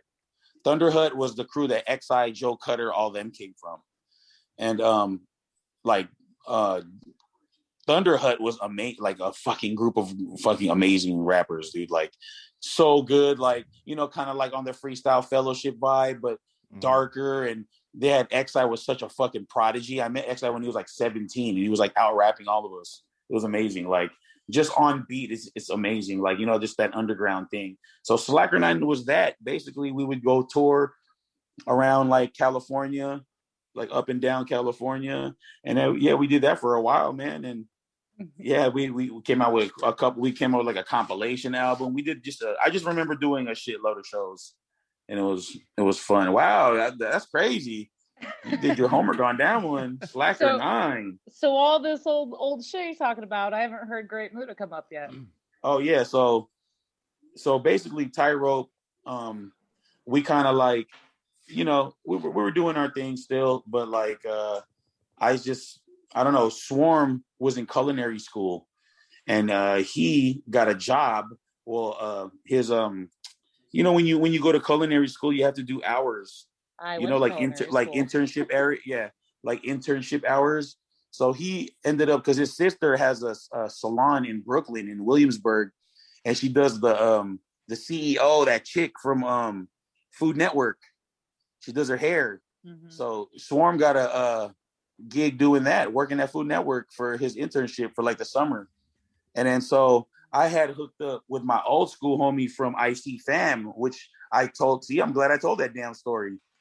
So my boy Josh Rocks from IC Fam or whatever, I hooked up with him because he came back. He was a graphic designer. He came back from college. And then we had just clicked up and just started just like, you know, kind of, he had like a little portable setup. We were like making music. And then I would always say, you know, Muda, because it's like the green poison and shit that he be spitting. So we would like, you know, we were just doing just me and him at first. And then Swarm was like rapping with like some dudes in New York, like the homie Box Guts, all those fools over there. And then he comes back. And of course, naturally, he's going to gravitate to the squad. So we just ended up making Great Muda a crew, you know? And it's crazy because Josh, when we came out with the first album, we came out with a shirt with it. And that fucking Great Muda fucking fan page stole our image. Like we came out with all apparel, and then all these motherfuckers are selling the same shirt. So I had to hit them up, and I told, you know, we had to shut that down real quick. But yeah, Muda is we just thought of hella acronyms. It was just like, you know, most unstoppable team around is the one that's the main, you know, that's the whole thing behind it. And that was like, yeah, we got a couple of videos. We did a whole bunch of shows, whole bunch of albums. It's kind of like training for what I'm doing right now, like Water Buffaloes. Like we were doing hella shit with Great Muda. We were doing merch. Mm-hmm. We were doing shows, videos, everything we needed to do, you know, at the time. So like, that's the kind of shit I'm trying to bring back right now with the B's. And I'm also trying to include, you know, Muda guy, you know, because Josh, he's the original Great Muda. He does all my graphic designing for my covers for like my solo albums. So he did Hope All Is Well. He did the Hope Floats album cover. That cover, by the way. Yeah, and he did the Fresh Air one with me and Chase. Yeah, he did that one. So so like everybody in my life is still involved, like with me, you know, all my, you know, so like I don't have to go far for any like type of thing. And plus I graphic design myself too, because, you know, I make my own shit too. So I mean, I must say, when I pulled up the old Muda Twitter account, followed by Barack Obama, was not the first thing I was expecting to see. Hey, you know what I'm saying? But here we are. Yeah. And then here we are. I'm getting interviewed. I didn't even know that. Yeah, now you know. Yeah, see, Barack, you know, shouts to Barack. We shout him out a lot. We shout him out a lot before. And even in freestyles, yeah. But Great Muda that's the OG, like, that's the essence of like all the shit I'm doing now, man, you know? And even and I would say like the essence of Tightrope is in that Muda shit, because it's me and Swarm, you know? Mm-hmm. You hear a lot of that big underground lyricism in there. I wish I'd have known about him and you like 2 or 3 years ago when I was living in Brooklyn and going to culinary school. Oh yeah, you went to culinary school? Yeah, man. Are you cooking still? Yeah, I'm a pastry chef. Oh, also my baby, my BM is too. I met her because I work at Apple right now. I'm a chef at Apple. Oh, dope. But my girl, I used to work at Facebook at headquarters, and that's where I met my girl. She was cool. She was a pastry chef. She's a pastry chef. She's amazing. Okay, you need to link me up with her. I like her. Yeah, I mean, you're dope, but I'm sure that. Yeah, but she's cool. Way more cooler. I've had lunch in an Apple building. They don't play around there, man. It was nice. It was nice. Yeah, no, I run. I'm the lead of the Pac Rim station. It's like all the Asian shit, all the fire shit. You know what I mean? Of course. And it's probably dope, right? Yeah, because they're like, yo, pick him. He looks like he makes good food for Asian. And eats it.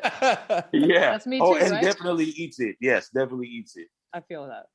You definitely don't trust a chef that's skinny. A skinny chef, I don't know. See. Although I got a couple of homies. I got a couple of homies that are skinny as fuck that are really good chefs though. Nah. But they can eat a lot, which is funny because I'm like, man. No, that's not funny. Funny is not the word for that. But anyway, going back to social media a little bit. I got questions about this Instagram photo dump business. First of all, why in the fuck does it look like you're 10 feet tall with a fisheye lens? Yeah, I don't know. That's what because I had an iPhone 11 and then it has that zoom out feature. And it makes everything look hella tight and sleek. So I've been using that for my fits from view from above pictures. I've been doing that picture from a lot of people do that picture. You all know that, right? But I've been doing that picture since it was cool to do that picture. It's not even cool to do that no more. So I just thought I'd bring that back. I thought I'd bring that back. Also, whose dog do I need to steal? Oh yeah, that's my nephew's dog Saint. He's like a very, very expensive fucking Frenchie. Is he a Frenchie? He's such a Frenchie. He's such a cutie. Yeah. Okay. Anyway. He's like a really good, nice color too, like a crazy color. I just wanted to boop him. I'm a dog freako, so that's my yeah. Anyway. All right. So, but also, what is this app for your tracking your walking thing? I'm so into this. Oh, it's called Relive, the Relive app, and it's not my walking, it's my biking. Oh, bike. I was gonna say you walk really fucking for running, I guess. Okay. Yeah, no, that's my bike. I like to, it's nice out here right now. So I took a little bike today actually too to visit my grandparents. But yeah, I bike a lot. I used it ever since quarantine started. My gym was closed, so I can't play hoop because I usually be hooping. I usually be I'd be working out. For a big guy, I'm kind of. A lot of people don't, I'm pretty agile for my size, though. So, I've been like a hooper ever since I was a kid. I played basketball on teams and everything, leagues. So, so biking has been my form of just stress relief, really. Just go on a nice bike ride. And then... No, I legit am into this app. I went back and rewatched your story 10 times. I was like, I've never heard of this app. What is this? Yeah, it's called Relive. So basically, it tracks all the things you do. You could hike and stuff like that, but I always set it to biking, and then it tracks your thing. And then when you get home, you make the little video and you show it off. I like to show it off, just to inspire my people that are on the bigger side to you could be active too, Shit, it worked. I'm let me walk and go get the mail. Yeah, or get you a little bike. It's about to be. Today was really hot today, so I went on a bike. I was like, wow, it's nice today. No, don't talk not about for you guys. Yeah, no, not at all. Deep in snow here, man. The garbage here for 2-3 days. You live in Canada. What the? That's correct. I mean, but Canada got some good trees too, though. I know that. That's what I was just about to ask you. I know that's another one of your loves, battling and hip hop. And what strains are you into right now? What are some of your favorite strains of all time? Let's talk some fucking marijuana. If you could ask, that's my next question. If we're going to an event, even when Dirtbag was doing his bots, hey, can we smoke there? That's the only thing I'm gonna ask. Can we smoke there? Because I would say my favorite, hands down, is OG Kush. Hands down. I don't care, all exotic, whatever. I love exotic. I'm from the town of exotic weed. You know what I mean? I'm from the area of exotic, so that's where it all comes from. But I like OG Kush the best for some reasons because it just gets me the most high. But it just tastes really good. And I would say after that, I would have to say like this exotic shit's fire. I would say like I've smoked this shit called apple fritter. Okay. It's fucking amazing. Runts is amazing still. I like but like all the gelatos and like all the cookie like type of weed, I'm loving it. Mm-hmm. I'm loving it. Cookies, Also yes, like the cookies came in strong, yeah. super strong, bro. Like there's all kinds of shit now. Like the apple fritter shit, I don't know if it's out there yet. That shit is fire. That Billy Kimber. Billy Kimber is do you fire. find it hard to find the strain that you had, you loved it, and then you're like, bam, fuck, would I get it again? Mm-hmm. Yeah, OG Kush is my favorite. There's not a lot out here anymore, like because everybody wants Zaza. Everyone wants the exotics, you know, and like Zaza's is good. All the like cookie-ish, wedding cake, all that bullshit. Like that's just fire. Don't get me wrong, but compared to like a really really good OG Kush, super fire, man. It's my favorite, and luckily the homie like Chase has it like when I go to Chase's it's bottomless because the homie comes through and then he just like blesses, you know, like just the whole, and we're just fucking drowning in OG Kush, dude. Like it's amazing. I love it when I'm there and I just fucking blow all week. Like, you know, like that's another thing too, because it helps with the whole vibe of everything, you know, it calms us down. Because you know, like you know, I'm a little bit. Sometimes I get like the anxiety kicks in, and then you know, you smoke that little blunt or a fat ass blunt, and then the beats start kicking, and then you're like, oh, you know, I could rap right now, you know. Oh yeah, it's like the best. I record high. I record while I'm smoking. I fucking perform high. Like you know, it's just, do you I have no desire to stop. I have no desire to stop smoking weed. You don't find that it messes with your recording sessions at all? Nah, not drinking does. No, drinking for does. sure. That's not the question. Yeah, but I mean, like weed, I find it's depends on the song, but I still find that sober, I get it off better. It's certain. Yeah. I would say no, because I would say no. It just sometimes, not really, man. I mean, I love to rap while I'm high. That's the thing, because rapping sober for me, it's not as fun. You know.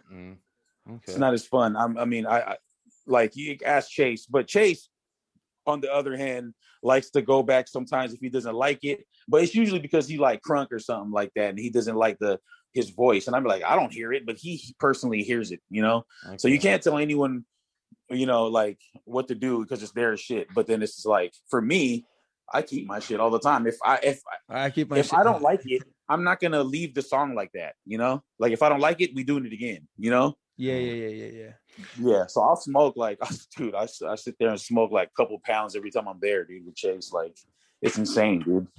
No, it's insane. Like, you just said you're from the home of exotics. Yeah, that's the Bay Area. I've loved weed for a very long time, and especially since it became legal in Canada, there's more access to different shit. It's not like anything I was smoking in the past was trash. Obviously, I had those younger stages as a young teenager or whatever, smoking like brown brick weed. It's just fucking dirt. You just get stoned. You don't even know what you're doing. It's got 100 seeds in a half quarter or whatever. But see, one thing I never fucking understood: all these fucking grades. Oh, it's a triple A or quadruple A and exotics and all this fucking shit. There's no like actual grading system. You know what I mean? Like you go past any restaurant, they're like best ribs in town. Who the fuck voted for that? There's no grading system per se. Like what is it that makes it exotic? But they have the exotic is because it's a couple of strands grew together and fused together.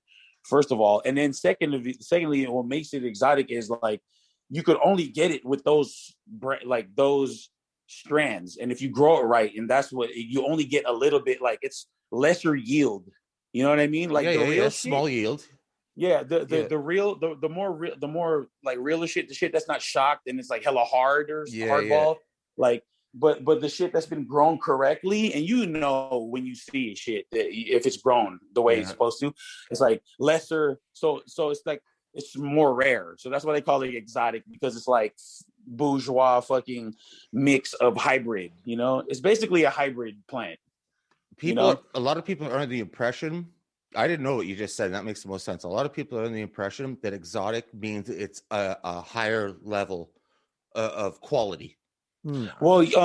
Well, they do, because like, you know, like the shit over here in the club, if you're like a grandfathered in like your establishment, then you test all your weed. You know what I mean? So all the shit you get now from the store, if you were to get it, it'll have the percentage of the THC, the percentage of what is the highest you see around there that you remember? I've seen the highest I've seen so far was like 32. That shit was fucking insane. It was like $90 an eighth. I've heard. I've talked to some knowledgeable people, and from what I understand, a plant cannot go over 30% of THC because other things have to exist in it. And we've had it's like 36, 38%. And you know what I mean? It's they just keep writing wild. But I'm like, yeah, that's what I've seen. But I've smoked 29%. You know what I mean? I've seen 32, but I ain't never smoked that shit. I don't know, you know, because I'm not buying that shit in the club, dude. Like, I don't need to buy that because I have like I know growers here, and 90, I have it's $90 for an eighth. 90 Bruh, bucks. you ain't gonna lie. 0.5 grams of marijuana. Hey, ever since the whole like law with the legalizing of all the shit fucked it up for all of us like who are patients. Damn. Because you go to the store and they're taxing all of you now because it's the government taxing you. You know what I mean? So like eights that once were $40 out the door, 50 out the door are like $80 now with all the tax. Wow. Yeah, that's why I'm never buying no damn thing, man. No, bro, I'm never. No, you come buy it off me. Come here. Yeah, you know, no shit. We get a half decent, or not half decent, half zip of decent weed delivered for $1, maybe 115. 115 is gonna be great weed. Yeah, 115 is gonna be over something. there. Yeah, something's gonna be. That's one thing I fucking loved about Canada, bro. Like I was in Calgary. And I was in Vancouver, and they got some fire, and it's cheap. It's hella cheaper, and it's still fucking comparing fire. Like, to that, comparing to what you're saying, yeah, fuck. It's not. It doesn't seem cheap now, but once you say that, yeah, it's cheap. So 115 Canadian. Well, come on, 15. So about $100 American probably get you a half ounce of good weed. Like good that's weed, cool. You know I mean, that's cool. You know what I mean? That's like here too. You know, but sometimes it's like well, I mean, you know, I'm drunk. Oh yeah, that's from the store, right? Fuck yeah, that's pretty cheap for the store because I'm buying the top. It's a little underground store though. This is not a legal thing. Yeah, and these stores exist everywhere. Really, yeah, because the advertising. I go to a store. Yeah, I'm gonna buy the most expensive shit because I want to get loaded. You know, that's just the way I do it. So I've done that and I've suffered, and I don't want to do that anymore because I don't need to. You know, so I'm just like, do they regulate shit over there? Because around here you can only get a certain strength, and it won't go over that in the store. Like edible, they will only give you, I think, 10 mil. And that's if you go to a government-controlled dispensary in Canada, that's what the biggest edible you can get is 10 mil. You want 1,000 mil? You got it's trash. The whole the weed is garbage. Fucking it's a joke. Yeah, it's garbage. That's not where we get. If you're a smoker, you got nothing to do in that store. Yeah, you know what I mean. Yeah, I'm not savvy to where like to that anymore because I don't buy from the store no more. Because ever since I bought that goddamn, it was like $78, dog. I'm like, dog, you understand? Fuck that. You understand that this is only an eighth, right? Oh my god! And it was even worse because you get 2 half-eighths. I got 2 half-eighths of like 2 different strands, so it's even smaller. Like, you know, you can't even get like the as much as you want for the taste. You feel me? You know, because you smoke one bag. I'll roll that whole thing up in one thing. Shit. You know, pretty much. Yeah. So that's the thing, because I smoke like big leaves. So I smoke like Frontos or like Backwoods before. Backwoods, I don't smoke Backwoods no more as much because they kind of like. I want to say they're like cutting corners now in their production because they don't. Right. Yeah, down on quality, I'd say. It's just like, I don't know, man. Like the veins are like wild, and then like the paper's thinner. So I've been smoking Frontos lately. I don't know if you guys have those out there. They're called Fronto leaves, and they're like gigantic tobacco leaves, like a gigantic backwoods. Basically, it's like natural leaf, and I just cut what I want to smoke out. How do you keep it moist? It comes in a bag, you know, and you just crumble it up, stuff it back in the bag and shit, and then it's like moist, just like a backwood. Sort of like backwood, yeah. Yeah, but it's like a longer package. I'll send you guys text of what it looks like. but they're really good. They're a lot more natural, and they're smoother. I get the Frontal Leaf Masters or Jungle Leaf. So they're the only two brands because all the other ones like stink, like they smell like fish food and shit. When you open the pack, you're like, "Woo, shit!" You guys got you, baby? Shit. Do you guys have like hash and honey oil and all that shit? Is there like is that popular out there? Yeah, my little brothers are big dabbers. Like they like have they got like a honey badger, like the old school one, you know. Okay. But yeah, like the dabbing culture out here is crazy. Like I went to this cannabis cup one year, and it was just like all dabbed out. Like I just ruined my whole day dabbing. With like shatter or with like actual like hash and shit. It was shatter and wax. Okay, yeah, you're talking like hash. Like you're old enough. I'm sure you. I don't even know if this is a thing. What, cold water hash? No, like whole, like you know, like you put this piece of hash on the end of the cigarette and brew it in the pop bottle, or like with butter knives and shit, doing hot knives. Like that. That's what I'm talking about. Not that method, because I hope we've grown from that. But like hash like that. I ain't talking shatter and stuff. Is that kind of black hash? Is that like is there a market for that out there? Is that a thing you see?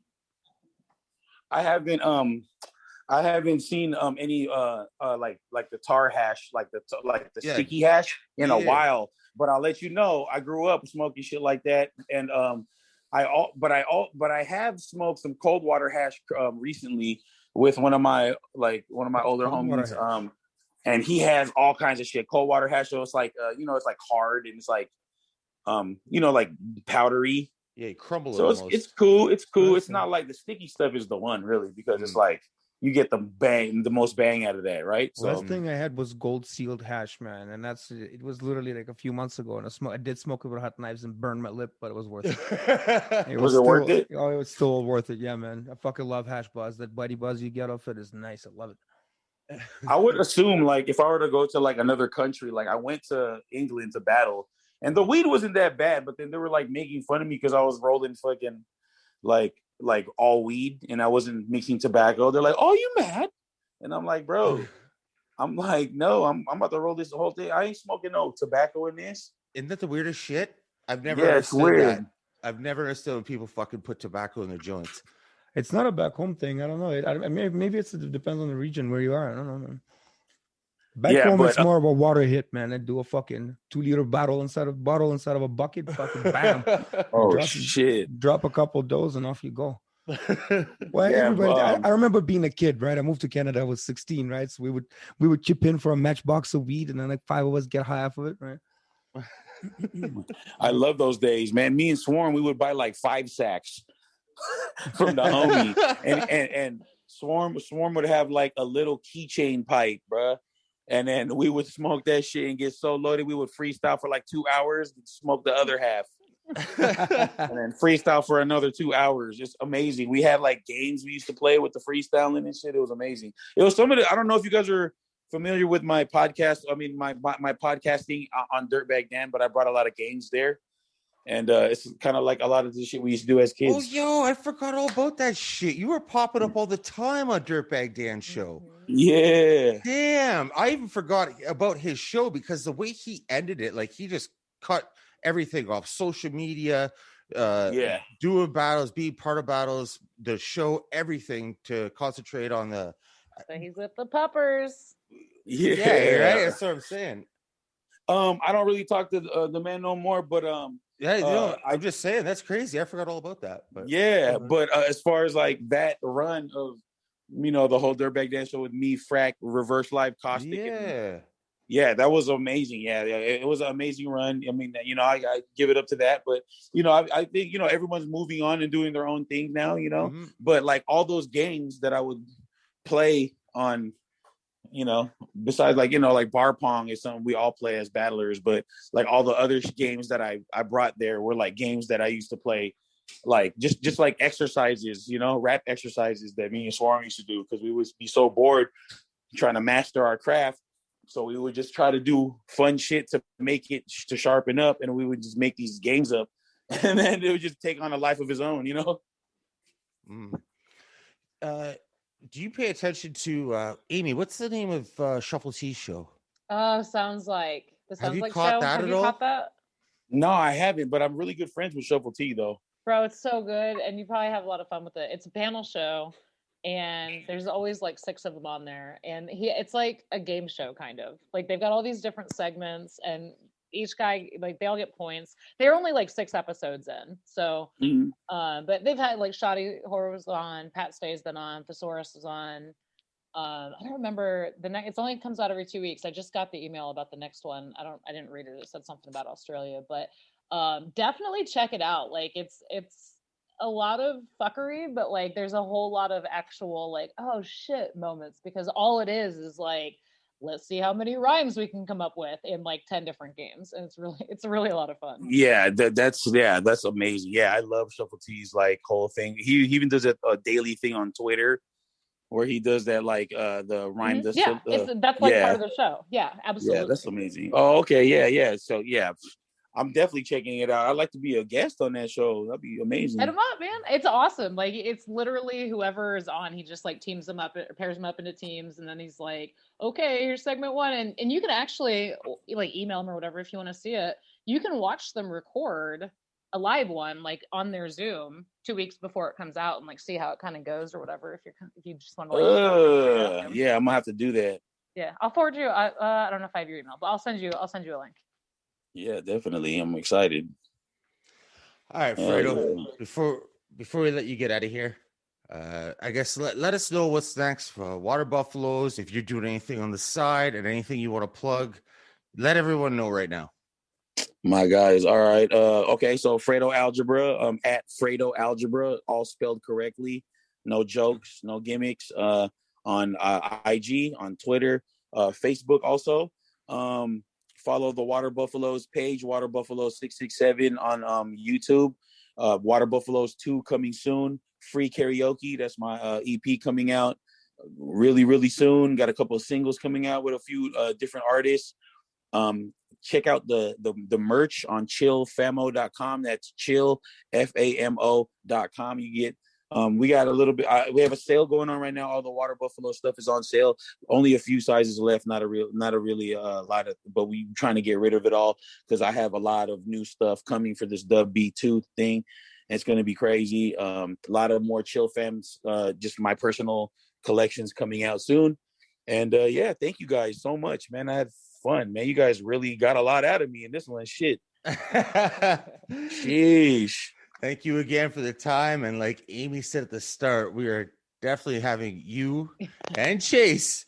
And you and Chase on together is good enough for me. But if we get the 3 of you just doing impersonations, if Amy gets her wish, I'm good with that too. And all right, Amy, cool. Amy must be on cloud 9 right now, because let me tell you before you get out of here, she must know this is coming. What was it, 2011 or 12? I think 11. I set up, I wasn't doing podcasts or online radio or whatever it's considered at that time for combat sports shit. I set up Amy when she was doing it with this guy named Organic. I know. I'm gonna say this first for the first fucking time, since you never let me. I don't think he believed I would do it, is where we're gonna go with this conversation. But go on. So Amy gets Organic on the show. They talk an about, MMA show. Yeah, the correlation of how he set up King of the Dot with like MMA, old UFC, old Pride fighting tournament style, and all this shit. Good show goes down. I'm not even part of it. At the end, Amy fucking drops on him. Can you give me a freestyle? No. So years go by. It was like what, November 2020, Amy, during the Grand Prix. I've known Sharon for a long time. Sharon and I had a podcast for about 2 years, an MMA podcast. So Amy and I are just talking one day, and I was like, you know what? If you're going to ask anyone ever to do that again, that's the guy. Ask Sharon. Fuck it. I've never seen him say no. My old co-host, when I hosted Rear Naked Choke Radio, every time we'd have Sharon on as a guest, Sharon would fucking drop a freestyle on Conor McGregor, Jose Aldo, Ronda Rousey, whoever the fuck, just boom. So Amy asks, no. She asks Fredo Algebra tonight to sing Boyz II Men, and she got her wish. So she must feel real fucking good right now. Third time's the charm. Congratulations, Amy. He did it to himself. I mean, though. Yeah, you guys put me on the spot, and like I said, my voice is chalky. I wasn't ready, but I had to do my best. Hey, you manned up. Organic didn't. Sharon didn't. Fredo did. That's right. Sharon promised the video, though. Yeah, sure. So It's like he when you owes guys that start one. video, because we're getting into that. He's like, when you guys do video, I'll give you one. So I'm holding him to that. Lies, all lies. My girl was like, "Are you gonna sing Boyz II Men right now?" And I was like, "Nah. I already did. You missed that train." Oh, we'll send her the link. Now I need to be linked up with her. Oh, it was terrible. No, baby. You know what I'm saying? It was so terrible. I'm gonna do it again. You know what I'm saying? We might work a whole lot. That's all I got for you. We won't stop you.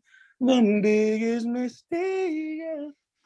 Anyway, I'm gonna put in requests once a week. I'm gonna just hit you on Twitter and be like, Instagram live right now. nah, that shit was fun. Boyz II Men, I'll sing that all the time because I mean, you know, how many times everyone's been drunk one time singing fucking "End of the Road" or some shit. See?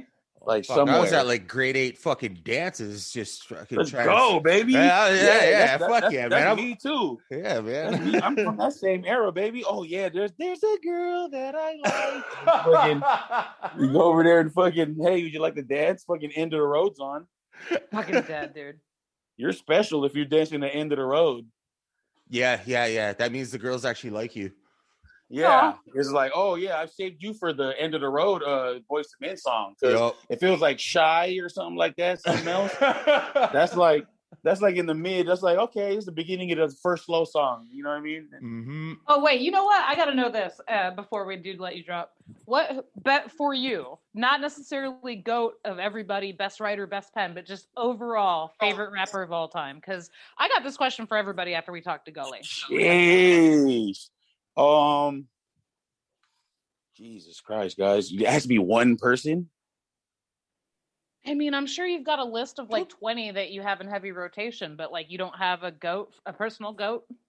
Don't say you guys. Amy asked. The you. GOAT. Blame this on us. The GOAT will probably be Black Thought. I would say Black Thought. Black Thought would be probably because I would say Cannabis, because Cannabis changed my life, like rapping period. Like anybody that was trying to be an MC around that era, when Cannabis came out with all the mixtapes, the Beast from the East, he changed my life, you know. But as far as like longevity, Black Thought's the best pen right now for sure, hands down. Like I would say either him or Royce the 5'9" right now. Good call. So yeah, Cannabis, but, if Cannabis changed your life, did Disaster ruin it one night? Nah. I mean, like I had already been. It's already, you know, that era's been gone. You know what I mean? So it was kind of like fucking seeing my young dog put the old dog to sleep. That you know, and it was like, yeah, he destroyed a lot of shit, but he could never take away what Cannabis did for rap. You know? I agree with you. Like, yeah, but it's just not the best look for him. That was not a good look. That's not how you can judge Cannabis on. Or even when Eminem was destroying him, when Eminem really became, you know, Eminem. It's the stages are different, right? Eminem has so many people. He could just say like Cannabis sucks, and it would shut Cannabis down. And he's letting off disses at him. But Cannabis definitely had a moment in hip hop history. And Eminem for sure. Eminem for sure changed my life. Too, Cannabis, you know? Cannabis. I meant but Eminem for sure too. Eminem for sure was a big influence, like in the earlys, of course. But you know, like I was big on like, because you know, back in the day, it's like it wasn't cool to sound like people. You know what I mean? So it was like. So now it's like you can pull from thing and sound like this guy. You know what I mean? And it'll be cool, but it's really not. You know? Nope. So it's like. I bet you could do a mean Slim Shady LP for us. Oh yeah, like before, yeah. You know who else is good? You should have asked Chase to do the Slim Shady. I missed out. Chase knows more of the words than me. I could do like the beginning stuff, like you know the brain damage. Ever since the dude, that album was amazing. Like all that shit was so good. Like it's just, you know. My rap, I mean, my taste for rap has just gotten more refined, and as I'm doing music, it changes, you know. So, like, I would still say the GOAT top. I would say, of course, Redman, like I was saying, Busta Rhymes, like, but I would say, but I would say, I would have to say, fucking, like Black Thought, because he's the most like longevity. He's still fucking amazing. You know what I mean? Yeah. Like he's still amazing. Like, so, but that yeah, said, Helter Skelter 2 is my Oh, big, Rock and big Rock. fucking- there we go. yeah, Rocky Rock. That's like me and Chase like to fuck around and say we're like the new Helter Skelter type shit. Like we want to be like that. Like, yeah, we like to do that. Would you Oh, say? wait a you know minute what I'm saying? though. You talking about Black Thought? You said Eminem. You also said Royce. I'm gonna put Jason on the spot here because he doesn't like Yeah. I know you like this song. What song? Yeah. On Music to Be Murdered By. Yo, I never heard like I don't listen to that. That's I haven't heard that. Yeah. Okay, hold up. Go ahead. I'm gonna just do what I'm doing right now. Well, that I backfired. ain't gonna lie to you. I might have heard it, but it doesn't really like I can't remember. I can't recollect. I listen to so much music every day, but I have listened to that album. I tried to listen to that album with Chase. We were like driving to LA, so it was like a long drive, and we tried to listen to that one. It was good. We skipped through, but you know which one? Like Busta Rhymes' new album was not that good in my opinion. I've not heard it, so we're even. I'm afraid It's not that. I'm afraid my feelings are going to be hurt because I keep seeing people I respect, like in hip hop from over the decades, say like, it's tight, but it's not that good. And I'm like, I don't know what he's doing. To be honest, Jay Kelly, I have no clue what the guy is trying to do. I don't know if he's trying to like announce speeches. Like there's this one. It sounds like he was just talking. It just sounded like he was just speaking. I'm like, dude, you need to start busting a rhyme. That hurts. That hurts. Please, somebody bust a rhyme. And like I was just like, oh, he has this one song with Kendrick, which was really good, but I'm not really. One of my favorite new rappers is, I mean, he's not new, but like Jid JID, he's really good. He's one of my favorites right now. Have you heard of like Earth Gang? No. And like all the fools from like Revenge of the Dreamers, like on J. Cole shit. No. So J. Cole did for Revenge of the Dreamers, his third album, he did like a documentary, which he locked. I don't really mess with J. Cole at all, but he locked down this.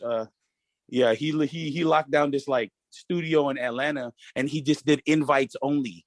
So he invited like hella tight, crazy artists, hella producers, and they made an album in 10 days. But the dudes, I don't really mess with J. Cole, but the artists that went there, I really, really like. So J. like Cole's Earth Gang. Yo, he's sick. And if you check out the Revenge of the Dreamers 3, it's fucking amazing, front to back. Like, he has artists like Jid, Earth Gang, and then they have a crew.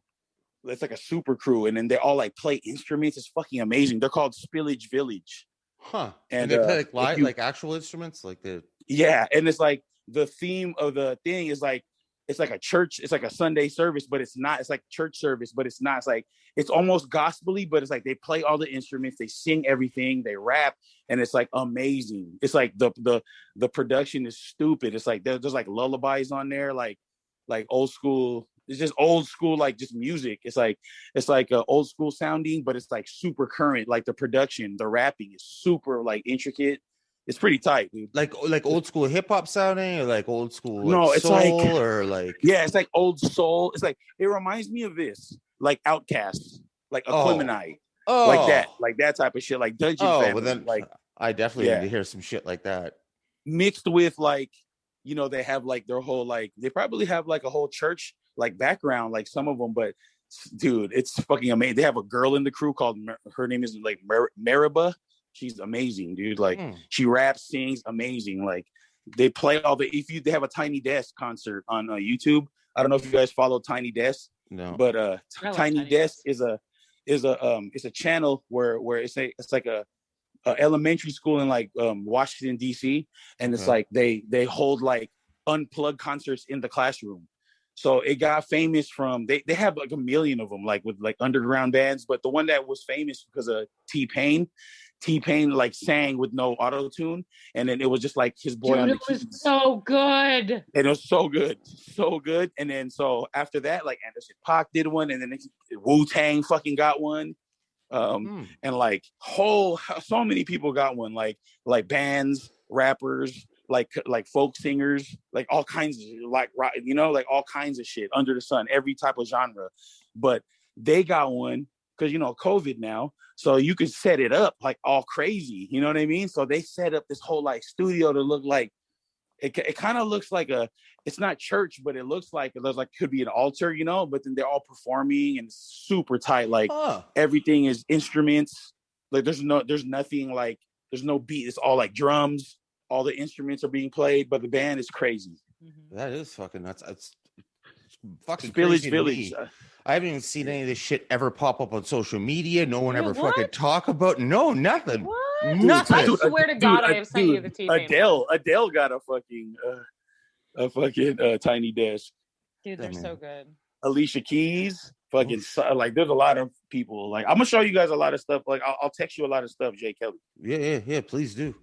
Sorry, man. I'm all rambling and shit. No, you're not. No, you're not. It's good. It's good. But hey, look, do you know, I'm sure you do, we sat here and talked to Poison Pen for over 4 hours one night. You are not rambling. Dude, that's my boy. Dude, Poison Pen is my dog. Right? You know what I'm saying? Like, he's the reason why I got to go to New York all those times. Oh, yeah? Battle. Yeah, like he's the one that set up, because after I battled Swave, he came up right up to me. He was like, bruh, you should have switched your OT for your second round. You would have won the battle. And he was like, I'm for sure gonna book you. Sure enough, and also Great Muda, we performed at EO Dub at the end of the week over there. Actually, when I battled Roan, because you know I'm heavily tapped into the streetwear game, because I used to do my own brand for a long time called Thorough with a couple of other my homies, and we stopped doing it, but we were in the midst of doing it at the time.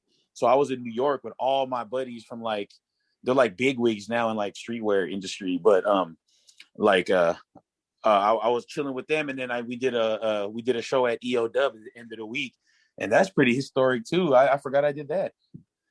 So you know that's all because of Poison Pen. Poison Pen stayed. He's like my fam still. I'm still in my phone. Still always same hard body dude ever.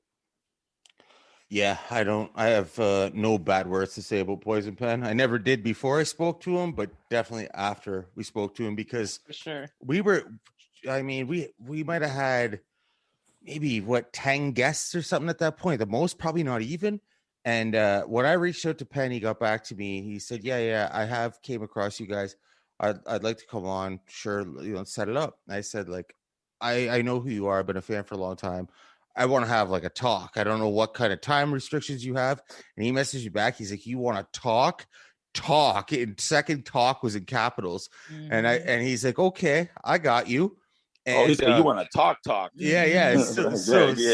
So, we're like fucking 2.5 hours into the show. Plus, we started way later than normal. We started this shit at like 10 o'clock at night. 10:30. Oh, wow. Yeah. So we were like 2:30, 2:40, 2:45 a.m. or something. Once we were going, it's good, whatever. It's like, let's wrap and let you get out of here. And he stopped us. He was like, no, we're having a talk.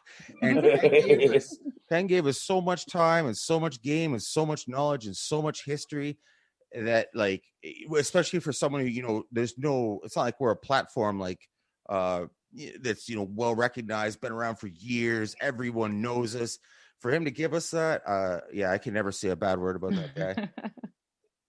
Yeah, he's always going to be solid. Swave Sebas will always be solid. Mm.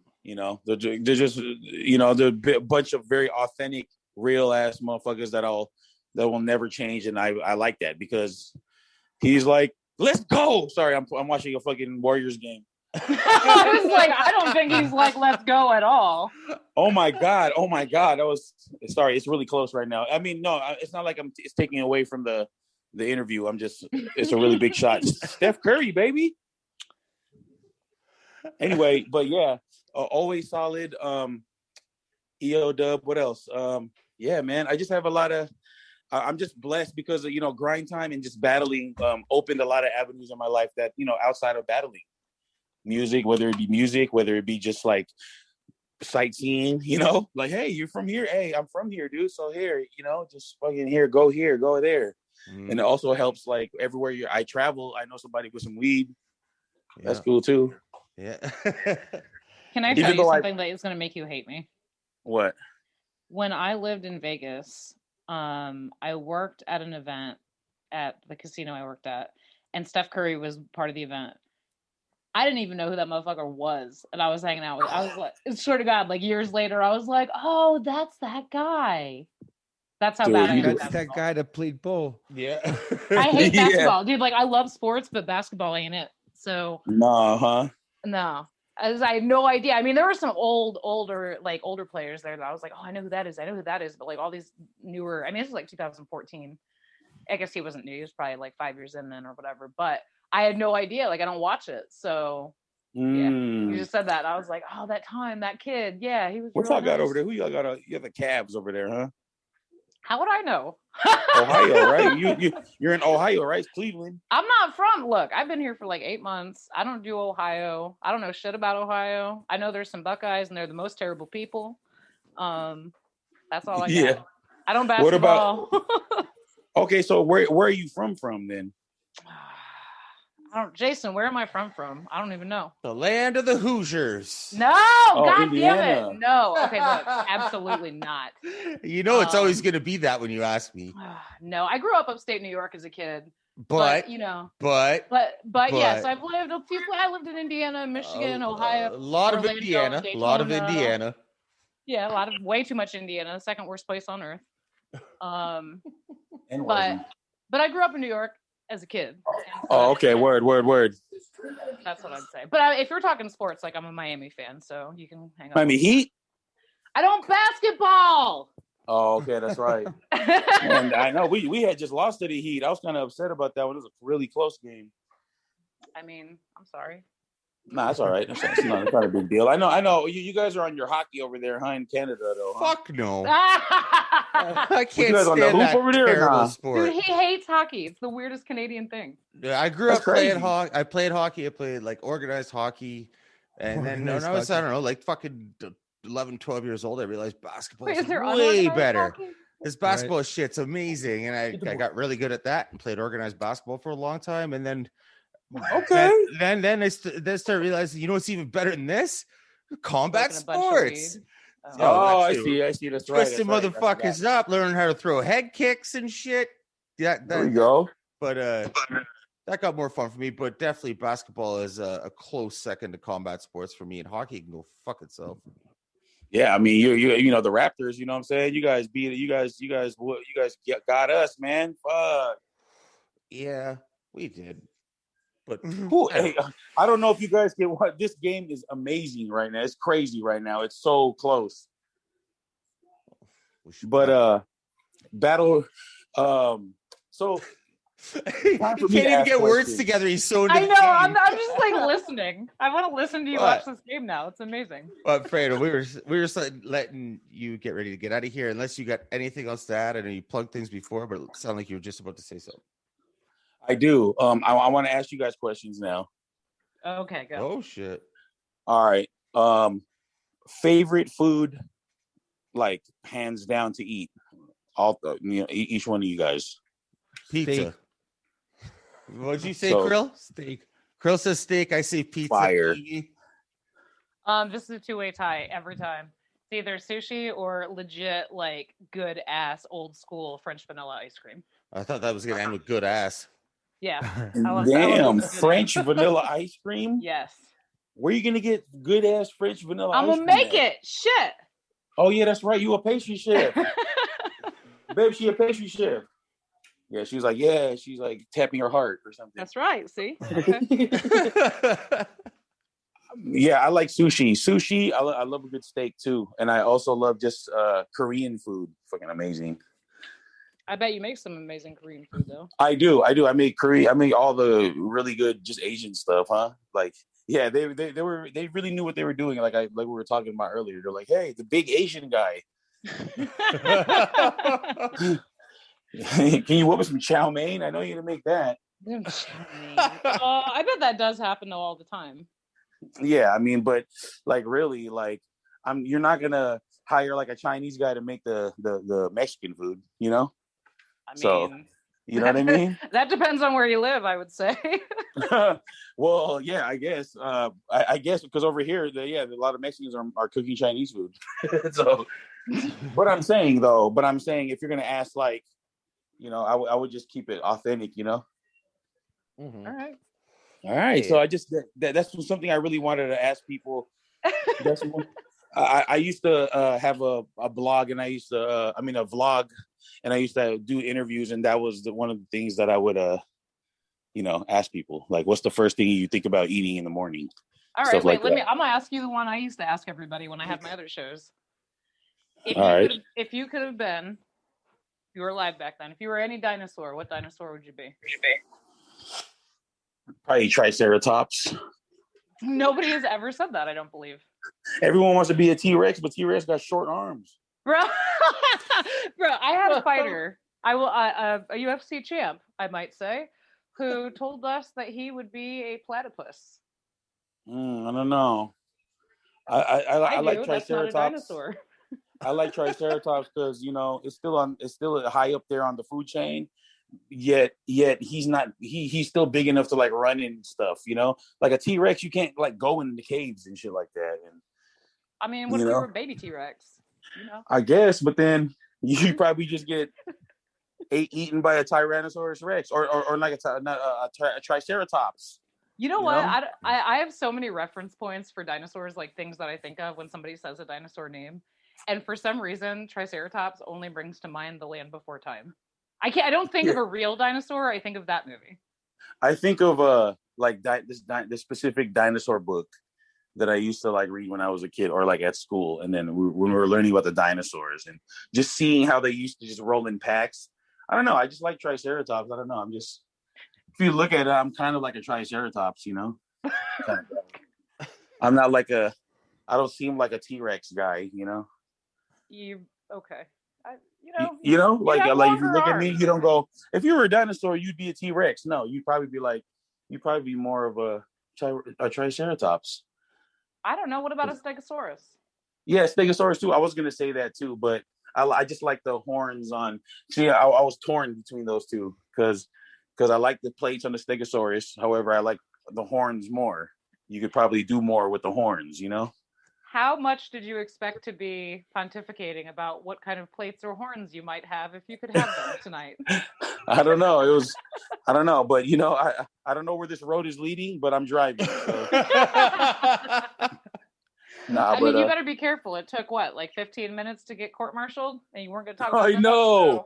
Seriously, because you were like, no, come on, tell the story. No, I did not. Let the record show. No, I'm just saying, scary. Well, I was just like, I'm like, all right, well, I'm giving you guys a story, and then I might as well just go fucking like chronologically. You know what I mean?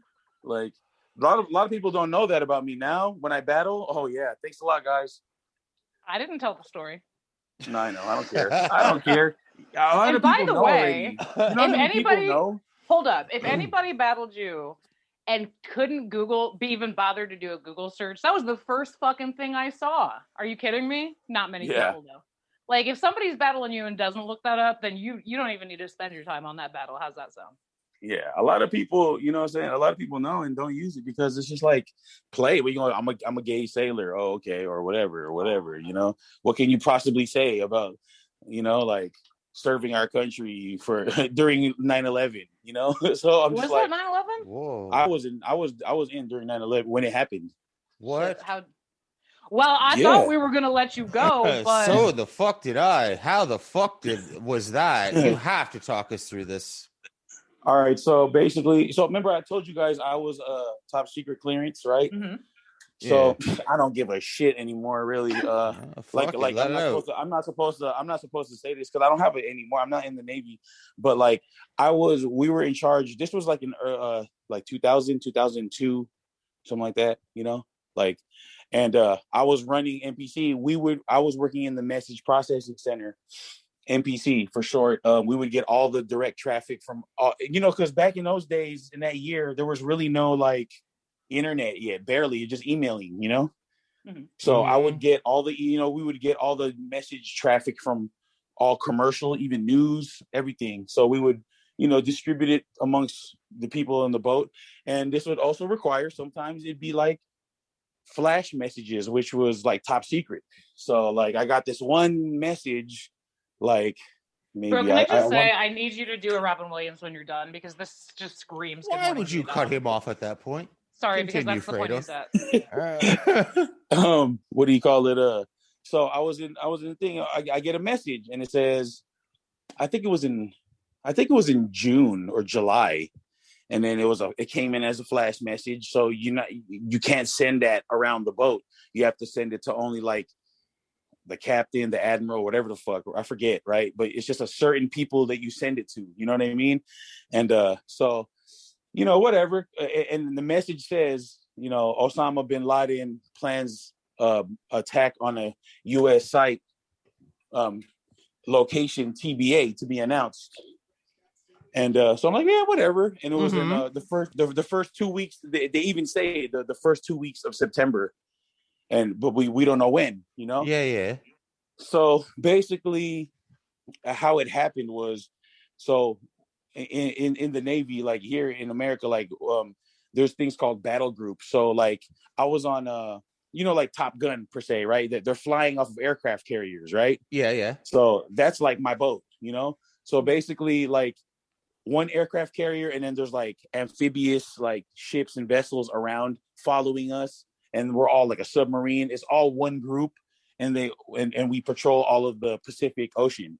Because I was on Westpac. On the West Coast, it's all Pacific, and then on the East Coast, all Atlantic.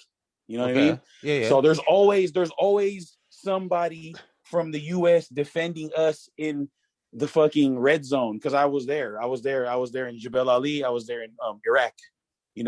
But there's always somebody there. Dude, and then so when 3 years, Jesus. Yeah. So when we got there or whatever, we like so like. Whatever, I get the message, whatever, months go by.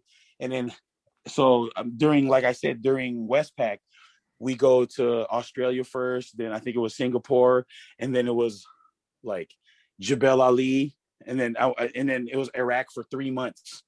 Okay. And then we're coming back, and then from there, you go to Hawaii. And from Hawaii, it's already America, right? So like from Hawaii, we have this thing called a Tiger Cruise where families can come on the boat and sail back to San Diego with you. You know what I mean? Oh, so you can get to visit some of your family, yeah. You mean? If they want to visit you, they can set it up to where they fly in Hawaii. They can meet us on the boat, and then they're staying on the boat, and then they're sailing to San Diego. And that's what a Tiger Cruise is. Tiger Cruise, correct. Okay. So during that, we're already done. So another battle group is already there, like flying planes, bombing shit, or whatever they're doing. You know what I mean? And then so fucking 9/11, dude. I wake up like, first of all, I'm on night shift because I'm 7 to 7, from 7 p.m. to 7 in the morning, and then so it's only 2 shifts, 12-hour shifts, right? When you're underway, like when the boat's like running. So they wake me up in the middle of the daytime. My boy wakes me up like, hey, wake up. Osama just flew 2 planes into the Twin Towers. I'm like, man, shut the fuck. I'm like, get out of here, dude. Let me sleep. And then 5 minutes later, I hear my chief coming down. Where the fuck is Gerardo at? Where the fuck? He goes, hey, you need to come up to the stairs, upstairs. I'm like, what? And I'm like, fuck. I'm like, so I just get dressed real quick, and then I go upstairs and have to sign papers and shit because the message that I got, What and then sure enough, dude, right. I go outside, and we're still on the way from Hawaii to San Diego. I go outside, TVs everywhere. Families are going crazy, like crying and fucking. We were about to go back. The whole reason why we didn't go back is because everybody's family was on the boat, So I get in. We get back to San Diego, and it's like Delta security, which is like, these guys could like frisk you butt naked if they have to get on and off the boat. And I'm just like, fuck. But then like, yeah, I mean, I don't know, you remember those times were crazy. Like right after 9/11, it was just like, wow, crazy. So I got that message. That's crazy. So yeah, you being whatever, I don't know, ranking, I guess you call it, in the Navy at that time, before all that shit, like you were aware, you and the people in the Navy or wherever the military at your ranking or above were aware of Osama bin Laden? Like, because I didn't even I heard, obviously the 90s bombing at the World Trade Center that fucked up the parking garage and shit. But I mean, until 9/11, it's not like No, to nah, me in yeah. Canada. I mean, Saddam Hussein was that motherfucker. Yeah, right? no, Osama definitely, definitely Bin Laden was known, because Yeah. our he operating, was our releasing videos and shit, threatening. Come yeah, on, he and was a like he was a viral all of our motherfucker. intelligence, Right. all of our intelligence of the U.S., like where we're getting the information from, Yeah. it was like they're all like there. You know what I mean? They're all like there, and they all been followed. They've been following probably for years before that. Been following his movement, you know what I mean? And it wasn't until 9/11. Yeah, you're right. It wasn't until 9/11 to where, it's crazy. It's crazy because my rate was an IT, which was called a radioman before. They changed it in 2000 to IT. So we were called radioman first. And that's, we have top secret clearances because we get all the information or whatnot. So if you want to be a Navy SEAL, you could be, you would go in as like an IT or like something with top secret. So there was I met a lot of fools at school that were like fucking, dude, one of my closest boys in school became like SEAL Team 6, dude. He was like, yeah, and he was like the oldest guy I've ever seen like make the Navy. And he ran the 1.5 miles in like 5:30. Wait, is there like an upper limit so long as you can meet all the physical requirements? Yeah, for sure. I mean, he was older, but he was like in better physical shape than all of us, and he was older. He was like, he started. No, but I'm saying, like, can you be too old as long as you meet all? Yeah, you can. Yeah, you can. Yeah, I think there's like a cutoff. I think it's like 35 or some shit like that. Goddamn. Oh, it's 26. It's actually 26. 26. Yeah, my girl's brother is like, I don't know if he's like a Navy SEAL or some shit, but he don't want to tell. And I know, you know what I'm saying? I know what he's going through and shit. Like, I met a whole band, like, because we had a music room in the boat, and there was like a band, a rock band, and they were like fucking, like kind of like Rage Against the Machine, kind of. And they were all Navy SEAls, I shit you not. What? Yeah, and then they were all young as shit too, like 19, 18, fucking swimming in the ocean, like probably got a couple bodies, you know what I mean? Probably got a couple bodies. You had to take it back to the streets. Yeah. No, I mean, dude, because I have cousins. Like, my cousin was like he was like an airborne Army Ranger, and he was like during the Cold War era, and he came back all fucked up. He got like close kills, like straight knife kills, and that shit'll fuck you up, man. That shit'll fuck you up. Oh, like it's something different when you do it with your, it's like by hand rather than gun, Oh, for sure. Yeah. And I got homies that were like snipers and shit. They're like all, it's crazy, man. Like, it's good that I got out when I did, to be honest with you, because I probably wouldn't have been doing all this shit I've been doing, Yeah. You do believe that it would have fucked you up in some mental capacity where I say you'd be in a fucking rubber room by now, I think. Yeah, or like, or like if I would have stayed in, I probably would have been more of a family man and not rapping as much, and like not into like the things I'm into right now. And I don't know. I don't know about that. You were rapping in fucking jail. No shit. You were rapping in line. You were rapping at work. You were rapping on the plane. I mean, you were smoking weed then. You're smoking weed now. I don't think much has changed. Yeah, but like it's just the way of life is changed. Like, because I'm a civilian right now. I'm like free in so to say. I'm like free, like in the military, you're not free. I can't do whatever I want, I can't, I obviously can't stay in and do whatever I want, so it's like, that's the difference. But then it's like the people I've met, like with the universe works in a certain way. It's like, if you guys didn't interview Chase, I wouldn't have interviewed you guys, Yeah, like same shit like that, like think where the cycle started from, like Lush, first of all. Lush, right. Even battle rap, covering the GP, all that stuff, like that's where the cycle all started from. Then obviously Lush is a connection to you, and Chase, being familiar with him. How about that Grand Prix, huh? Oh, that Grand Prix shit, son, dude, I was there, I was there at the final. Oh yeah. Yeah, I was there. Like, it was. Oh, you great. mean that one they told everybody not to come to? That one? Yeah. I got lightweight. Me and Organic kind of got into it like in the beginning because he was like looked at me and was like, "No, you ain't coming." I was like, "What? I done drove all the way from the Bay to get here. Like, nah, like me and Caustic showed up and I was like, dude, we rap for you, dude. What do you mean we can't get in here? And then all of us, and then all, like after a while, Organic, I got all loose. Organic even put that warning out on social media multiple times. Don't He just did, show up at the don't venue. show up, right? Yeah, no. But we were because already, of Fredo. No. We already had we were already there. Like, you know what I'm saying? Like, we were gonna go regardless. You know what I mean? Like, so like when we went, I'm like, all right, if they don't let us in, we're gonna get in somehow. And then it got looser, and then the owner came up to me, and because she saw the whole thing with me and Organic, and then me and Organic are always been cool, So like, she's like, yeah, just come in. We just need to keep it like at occupancy. Like, yeah, that's cool. But then there was really nobody there, like not a lot of people, So I was there, but then I was there for the whole thing. It was kind of intense, man. It was crazy.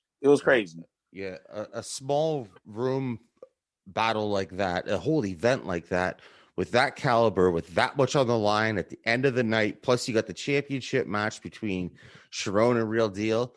Yeah, the intensity must have been real high, because I think that would take you back to, the early days when, you're just battling with a small group of people around you. Most of them are your peers, but the stakes are way fucking higher this time.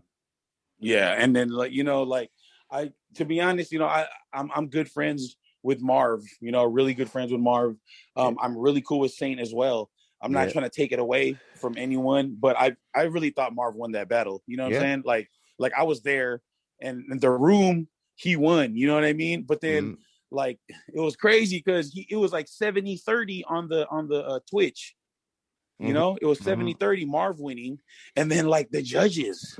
It was like it was on the judges, and I was like, okay, I'm not mad, because it's not me, but I really wanted to see Marv win because of, he's like my era of rap, and also he worked really hard and he was in top form and he had to tournament. beat hella fools. Yeah, I mean, not to take away from Saint beat Disaster, but I mean, like, we've watched so many battles, and then when someone wins and someone loses, like not even like if you like, it was like one of those battles, like in the room it was no question, Really? That's why I couldn't believe the whole shit. Like, he had bigger moments, he had bigger everything. It was just like I don't know, man. I don't know. I thought Saint was really good, too. And I'm not, like I said, I'm not trying to take away from what Saint did. Congratulations to that man. He bought his mom's a car and shit. Yeah, like, he's doing a lot of good shit with that money. But like, doesn't take man. I was there, dude. It was like, wait, for somebody that's been around that long, like, I mean, we were talking about Don't Flap and Grind Time and all this, everything else. How do you feel about this, like, Twitch, caffeine, like, how do you feel about all that? I mean, I like it because it's first of all, it's free. When if you're watching, if you want to watch, it's free, right? That's always good. And I think it's good because we need events. Like, for battle rap, you need events, and like those ones from, like, you send a video and the other sends a video from the house. It's not the same as a real event, So like, I think it's cool because we're able to do events at least, But I mean, I can't wait till it starts to get back to like the crowd format, because that's what that's where it all is, really. Mm-hmm.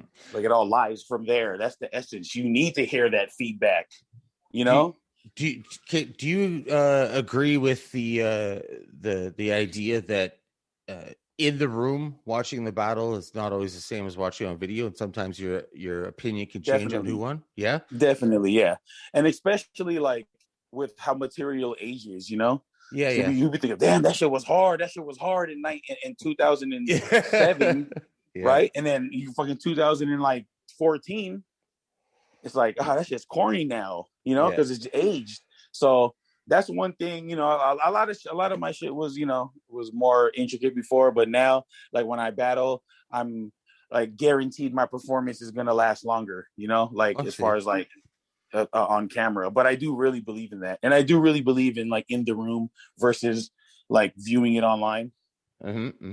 So definitely the Frack versus Diz thing, I think that was the most controversial decision of the whole thing. You weren't, just so I am correct, you were not in the room for that, right? No, I was not, but Did you watch it on video? Watched it. Yeah, no, I watched it during it while it was happening. And what did you think? I mean, I thought Frack won. Yeah, okay. But this the thing though. I understand why Diz won, because in the building he battles. You know, when Diz battles, it may not be like woo, like moments like Frack had cool moments, you know, but Diz was just punking that fool, you know, too. So like, you know, it's tough to judge because they both did very well at what they do, you know. So it's kind of what you're looking for, as a judge at that point. Yeah, because it's just hard. Like, so yeah, exactly. It's what you're looking for. Now the Marvin Saint one was really hard because, I mean, not really hard. I thought it would be easier because it's like, dude, it's like as I on Twitch, it was like 73 to 27%.